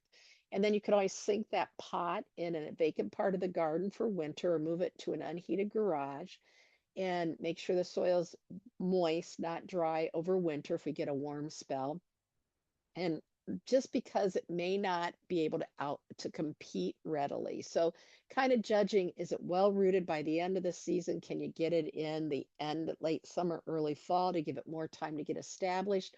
Or do you need to leave it in the pot, sink that pot in the ground so it's insulated for winter, and then put it in its permanent home in the spring or next summer? So I would try cuttings. I would try them early in the season. They're not woody, but they'll be soft cuttings, nice and tender, and you should have good success with it. Excellent. And related question from Barb, how long is rooting hormone good for? I think there's an expiration on the container, and I think once it's open, you're really supposed to replace it. I know I'm probably bad and use mine a Mhm, little longer than I should, but there is an expiration date usually on the container. So I would check that out. That's why small containers are really good. Keep it sealed in a mhm, cool, dark place. And then I would check the date. Sometimes we can push our limit as gardeners, and I know I have. And mhm. was I going to be successful anyway? Maybe. But I usually buy fresh rooting hormone when I'm doing like air layering or something I want to make sure I have good success with. So Diane is wondering, which propagation method would you use for hydrangeas? Hydrangeas are one that you can do. If I'm remembering correctly, they work well they're a little more flexible on semi-hardwood cuttings. So they've also worked pretty well on softwood cuttings, that new growth in the spring, or semi-hardwood, sort of just as that new growth is starting to harden up. Pretty sure Mhm, that's when the best time to do it. Now, remember, most of those are patented, so I just feel like my breeding friends, I need to say, you know, just kind of keep that in mind. But if you have a family, an old family favorite, or one you've had in the garden and you want more of them, and it's an older plant, I would try softwood cuttings, that new fresh growth in the spring, and the other time is the semi-hardwood mhm. cuttings. And we had a question about rooting hormone, where to find it. I know I've seen it at garden centers like Stein's. Exactly. So Mhm, most garden centers, it's in the well, it depends on how they organize it, but maybe with with probably the fertilizer, I don't know, probably with the house plants or in one of their chemical aisles. And hopefully the staff can help you find it, but it's usually fairly available. The standard stuff, there's usually a mix for woody plants and then one that's just your standard. Otherwise, if you're looking, in that Michael Durr book, he's very specific, and those are going to be harder chemicals for non-professionals, non-plant propagators to find. His book's kind of written for people in the profession, but it will give you some guidance. Even that using the rooting hormone you can get at the garden center is going to give you an edge for those starting those cuttings. Next question from Tom. Tom's asking, have you used Woolet for peat replacement? So I use Wild Valley wool pellets. I work with them, so I want to just say that I did meet the folks from Woolette it's a Wisconsin base, if I'm correct, Tom. And I've used it as a soil amendment. They're both organic, certified organic, OMRI certified. They're made from the wool waste. So instead of going into a landfill, it's being made into pellets. I've worked with Wild Valley wool pellets for probably a decade, almost a decade now. He worked with the university to get research. There's some uh, nutrient value to it.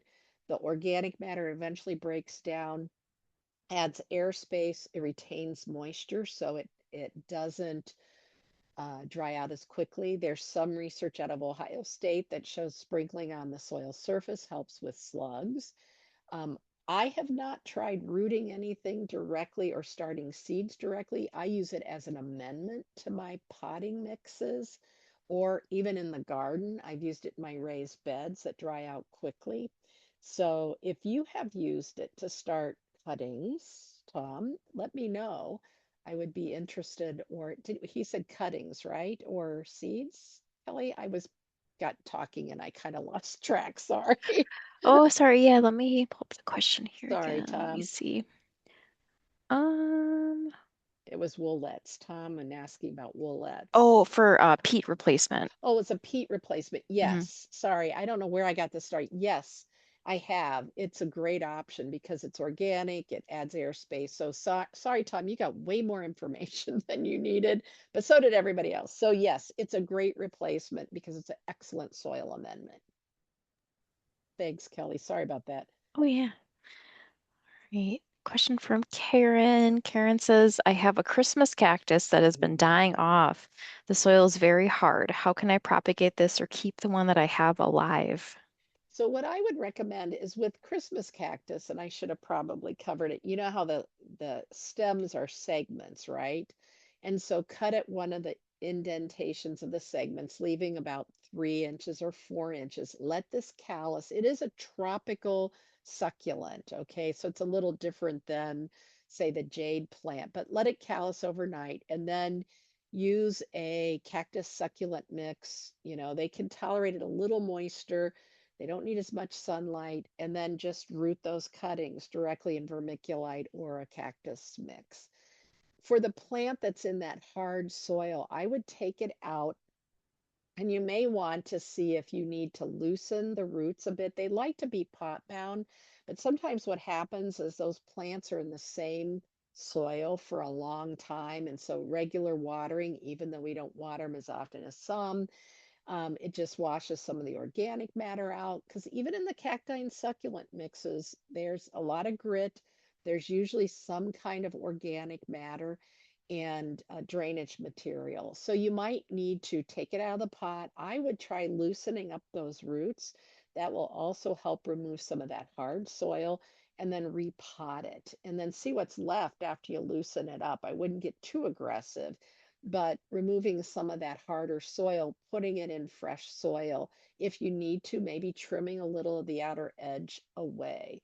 So that should help you kind of revive the one that's suffering, making sure you have drainage holes in the container. They don't need as much sunlight as regular cacti and succulents. In fact, mine's usually almost always red. It's in an east facing window. And so it's a little more light than it needs. So my leaves are tend to be a little red edge, but they're fine. And I still get blooms a couple times a year. So they like to be pot bound. I would freshen up the soil in the one that's struggling, but I'd also take cuttings of the segments, the leaf segments, 3 inches long at least. Let them set overnight and then pot them up and go from there so that you have kind of your backup plan if the main plant doesn't pull through.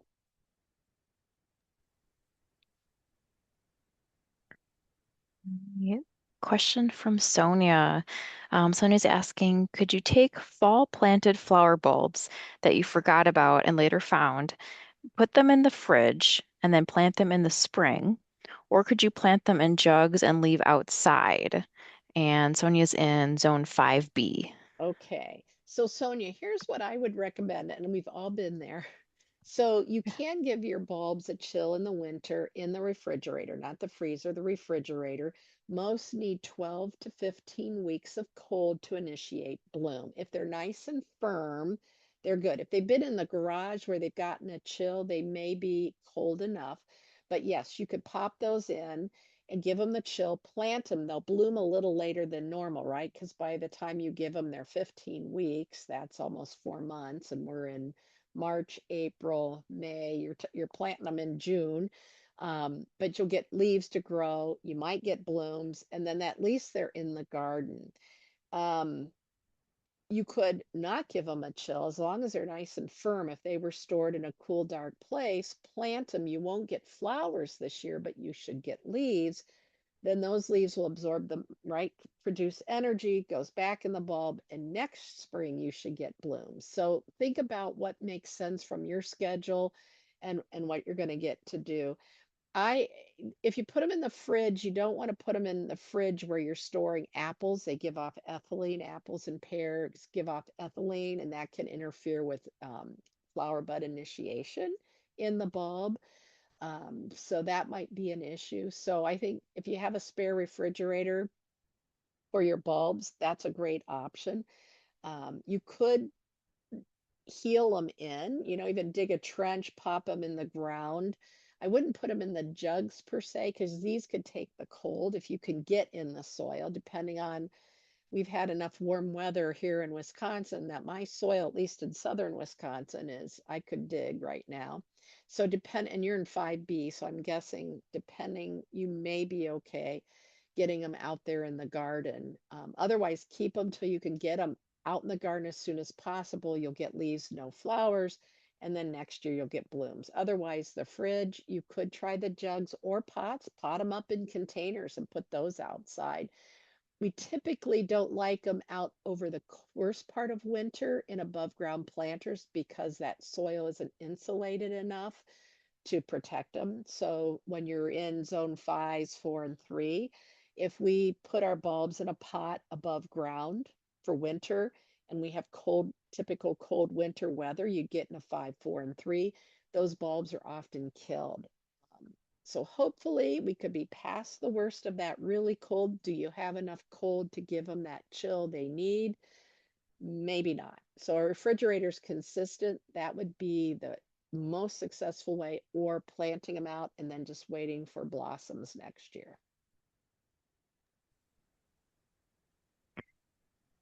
Hey, question from John. Have you used a cold frame for seeds or propagation from cuttings? Any tips on that? One of my neighbors, I featured her in a Facebook, that somebody I really know down the road I drive by every time I was Yeah. headed to the freeway, and she used straw bales and old glass windows that she did, and used that to create her cold frame, which I thought was a great way of repurposing, because then those bales of straw could be used as mulch, and they got recycled in the garden. It's been a long time since I have used cold frames. Um, so it's a great way for me. I've used them for hardening off plants, transitioning from get them started inside and moving them out. I'm in a pretty cold winter climate, so waiting till spring. Some folks that use cold frames in the north will put manure or will have heating options to keep it warm for rooting those cuttings. So I think the key is your location, usually a south face, right? So that you get the warmth, having the ability to throw like an old rug or something if the temperatures get cold for added insulation, and then timing based on, can that plants take it that cold? So for me, I've used it for hardening off, more as that transition that I have in terms of propagating in the cold frame. I usually do most of my cuttings and seed starting inside, and then use those cold frames moving outside. So again, I just would make sure you kind of look at the plants you're starting. It'd be great, it'd be great for those hardwood cuttings, those semi-hardwood cutting, the hardwood cuttings, you could get a jump start, store them, and then get them started earlier. That would be a great way to do your cuttings, because you'd have built-in humidity, almost like a mini greenhouse, just so it doesn't get too hot. So those kind of cuttings, yes, if that's what you're referring to, your shrubs and trees, that would be a great way to do it. And then if you were doing any cuttings from, perennials or annuals or things like that, you're going to have to wait till it gets much warmer. even though it's going to be warmer in that cold frame. But I find I've always used them for hardening off. For me, that was the easiest. So starting or even starting seeds like kale and broccoli, things that like it cool, I could jumpstart the season. I'm kind of lazy. I use row covers a lot with fabrics that let air, light, and water through but trap the heat. And so I'll often jumpstart the season. A lot of times I'll prep the planting area, cover it with the row cover or clear plastic even better. Lift that up, lightly cultivate to get rid of any seeds that have germinated. Plant because the soil is then warmer. Cover my, even if it's just seeds, I'll cover with the row cover, cover my transplants, keeps the birds out, protects them, has some insect control options, but it also keeps it warm so that even when I'm starting my tomatoes at the recommended time, row covers can help speed up the time to harvest. So I find row covers are low construction, kind of easy, reusable for me. But again, finding the system that works for where you garden and how you like to manage plants.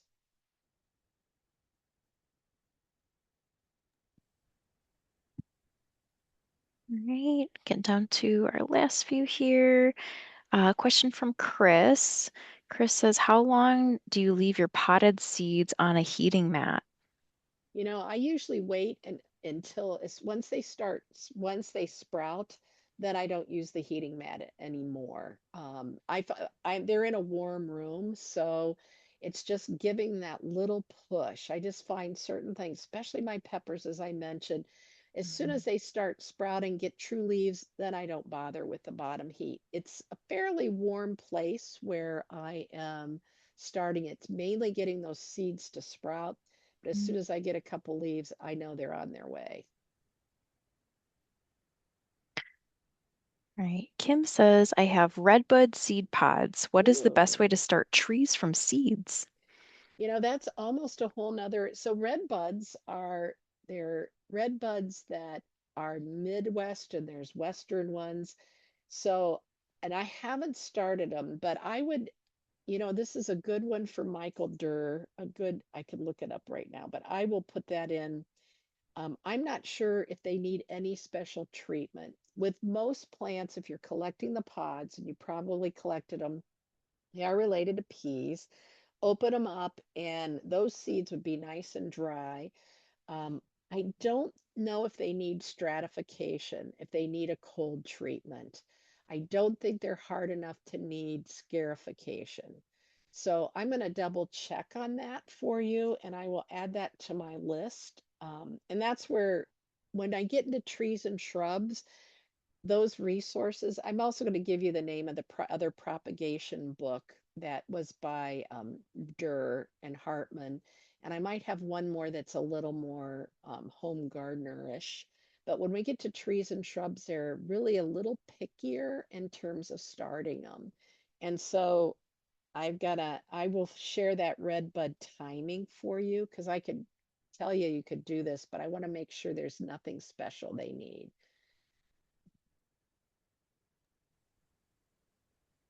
And if you're a northern gardener, um, Minnesota strain, some from North Dakota, pink form, I think it's pink form, and then North Dakota, the Minnesota strain, and Columbus, as in Columbus, Wisconsin. Those tend to be hardier varieties. Southern, those collected from southern seed sources tend not to be as hardy in the north. So if you collected them from a red bud growing up here, that would be great. If you're in the north, if you're in the south, not a problem.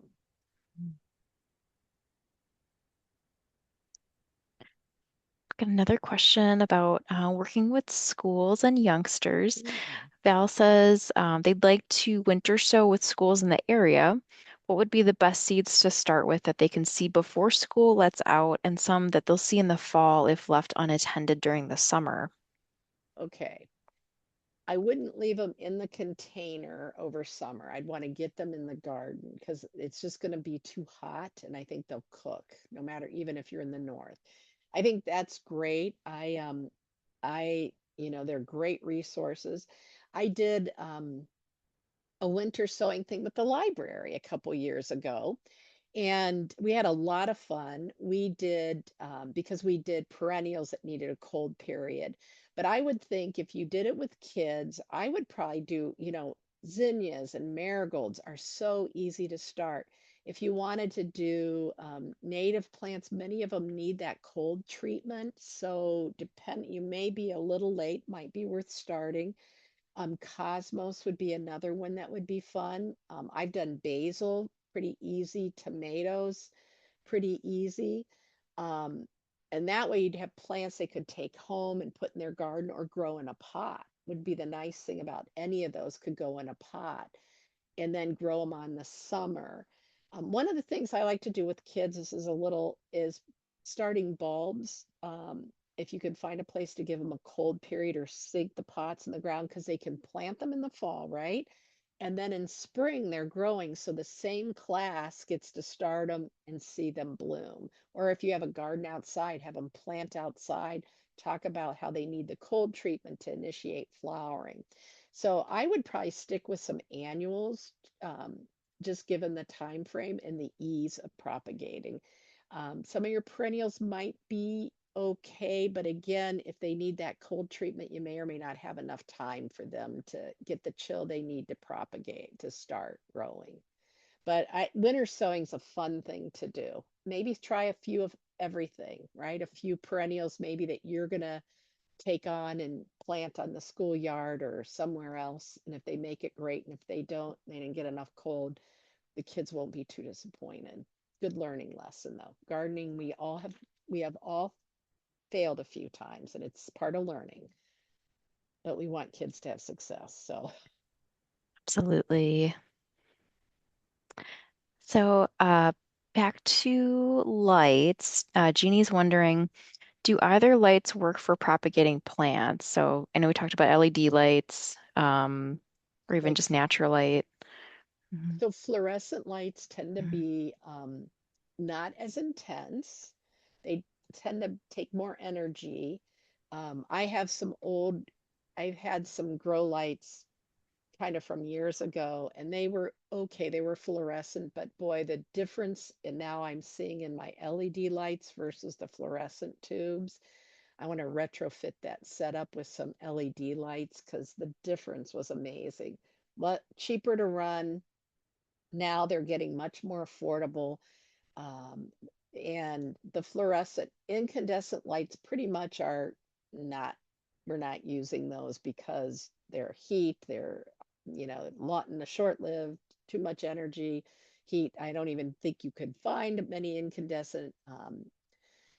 Professional growers use different things, but most of the people doing growing, a lot of the warehouse growing of food, like strawberries and lettuce and greens, because there's a lot of research going into doing that kind of food cropping in warehouses or indoors, are using LED lights. And the broad spectrum, they're finding there are different wavelengths, even more than we thought. So a broad spectrum, so a mix of the reds and the blues and the whites will give you a pretty good growth. So investing in some LED lights, I think, versus the fluorescent tubes, um, I think you'll have much better results. I know I have, and the energy use is so much better, and they're longer lasting, and they've gotten much better in the last few years and cheaper too.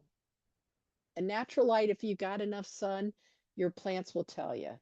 Do they bend to the window? Do they long and leggy, a lot of stem between the leaves, not nice and stout?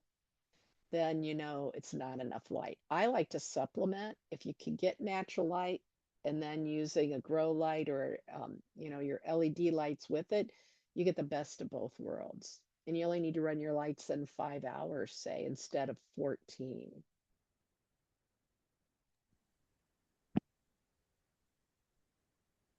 I'm going to share this question really quickly from Luann. Luann's asking, is it getting too late to start indoor seeds?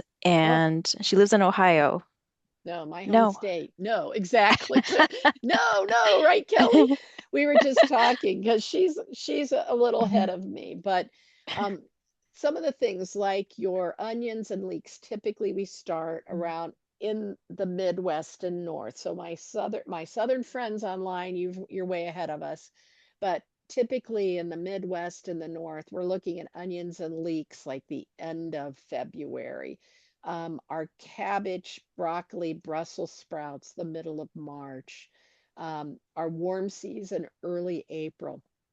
Ohio State has a great website. I haven't looked up their seed starting, but I always say if you can go to your local extension service, and my Canadian friends, I know there's some agriculture, there's sort of a similar thing. I know extension offices in Canada and the United States are dealing with funding issues, but check the website because you'll find a lot of good information. My Midwest Gardener's Handbook, I talk about when to start seeds and about different times in the Midwest. That doesn't help my friends in Texas and Louisiana and Florida, but check with your extension office. But there's still time. I was telling Kelly, I just finally put an order in last weekend for the seeds. I wasn't going to start them inside and I couldn't resist. So a big packet of tomato seeds came in and I've got some more on their way. So no, you're not too late. In fact, you'll have even better success starting them a little bit later because they'll be shorter transplants and they'll make that transition easier. And if you've already started stuff and you're like, oh, I'm in Ohio and I started my tomatoes already, it's okay. You'll just have longer plants and you can trench them in and they'll root along the stem and they'll be fine. And it's amazing. Plants are very forgiving. So order those seeds or go to your favorite garden center and buy a few and get started. It's a lot of fun. Yeah, absolutely. Yeah, and I will say too, I'm waiting to start my bush beans because I know they grow pretty quickly and I don't want to have too long of a lead time before they go outside. So I'm definitely still waiting on a few things like that too. But Yeah. And so, and yeah. you know, I'm going to do a video for the library program on growing peas inside. I've had Mhm. success in doing that. So even if you don't have room outside or on your patio or balcony in a pot, then you could take it outside. And greens, I love starting greens because it could snow and I just have the pot inside. And then on nice days, I take it out and bring it in until the weather's right for them to stay out permanently. So it's a way to kind of get the best of both worlds too. So kind of a fun thing to do. All right, and we're just gonna answer our last couple questions here and then sign off for the evening. Joanne says, what do you think of using just perlite for rooting plants like geraniums and others? A lot of professionals do it. Um, it works very well. Again, I like vermiculite for me because I tend to underwater. Perlite I find dries out. Just be very careful of the dust, but it works very well. I know um, a lot of people root. I've seen like roses rooted in perlite, the cuttings from roses and other and house plants too. So it's definitely an option that a lot of gardeners use. And Suzanne has a question on one of the slides. She says, Okay. I noticed your slide on canna seed starting. Will the seed produce flowers if started from seeds first year outside or started inside and then put in pots for outside during the summer? So that was a special, that was a canna that the seeds are being sold and I'm trying to remember the name. um, that I it's an all America selection, and so I got the seeds and started them inside, and I had flowers in the summer, and they're grown more as an annual, or you could because they don't develop as quite the biggest tuberous root as those you're buying that way. They're more of a compact plant, but they will bloom. I would start them inside though if you want flowers this first summer because they're not coming from a rhizome, but rather a seed. But I started mine, I'm trying to remember. I started mine probably in early March, and I had flowers most of the summer. And then I had Japanese beetles that moved in and really they got ahead of me. And I had a lot of riddled leaves, but they bloomed great for me in that first year. I did not save the tuberous roots because they really didn't develop any that were really substantial, but you probably could do that. All right, our very last question for Okay. tonight. We've had really great questions from everyone, so Yes. thank you so much. This is from Diane. Diane's asking about growing herbs like dill and parsley from seed indoors. Are those good things to grow from seed indoors? Any other examples of things that would be good to start indoors from seed? Well, and to start inside and then transplant you out, yes. Dill roots reseeds readily, and Mhm. you'll probably plant it once. You probably have enough for the rest of your life if you don't thin it out. But yes, starting those from seeds indoors is a great way to get a bigger plant. Parsley is one that needs good bright light and cooler temperatures if you're going to grow it year round. Dill also really does well with bright light. I would look for, I think it's Ducart is the cultivar. It's a little more compact. Chicago Botanic Garden, one year going into the cafe, they had a bed, their raised bed planter was that right as you came into the cafe. It was so cool. Um, Talk about fragrant, definitely. Basil is typical one we start indoors. Oregano, thyme, those start great from cutting. Mint, I'll tell you, is always one of those plants people, oh, you could grow that inside. I find it does great in the garden where I don't want it, or great in a pot outside. I think it's the light it needs to really thrive indoors in winter for the mint. I find oregano much easier for me. So any of those you could start from seed. Think about the transplants you buy at the garden center. They're starting them inside in a greenhouse, right? But they're starting them inside, so you have a decent sized plant to be harvesting that summer. And then if it's a perennial, like oregano, coming back. My parsley will overwinter. Um, some people find it a little more tough the second year because it will bloom, but the swallowtail caterpillars like it, and it's good enough for me. But it's one of the things to keep in mind. So yeah, try some herbs. I didn't even mention those. Those are great to start. And spring, kind of now until early April is kind of the time we do many of those. I start my basil with my tomatoes and peppers. So those are going in early April. Well, and speaking of swallowtail caterpillars, I have to say, if anyone's growing dill and fennel, they are a magnet for swallowtails, and it's really fun to watch them grow and eat down the stalks of the plants. So if you don't mind that, they're great host plants for those The caterpillars. only reason I grow dill, I'm not a fan of eating it, but I grow it for the swallowtail. Yeah, So, but you could it's have really both. fun. You could have Hmm. both. Yeah. Good point. Yeah. All right. Well, thank you all so much. Those of you that are still tuned in to the broadcast, thanks to everyone who joined us tonight and all of your great questions.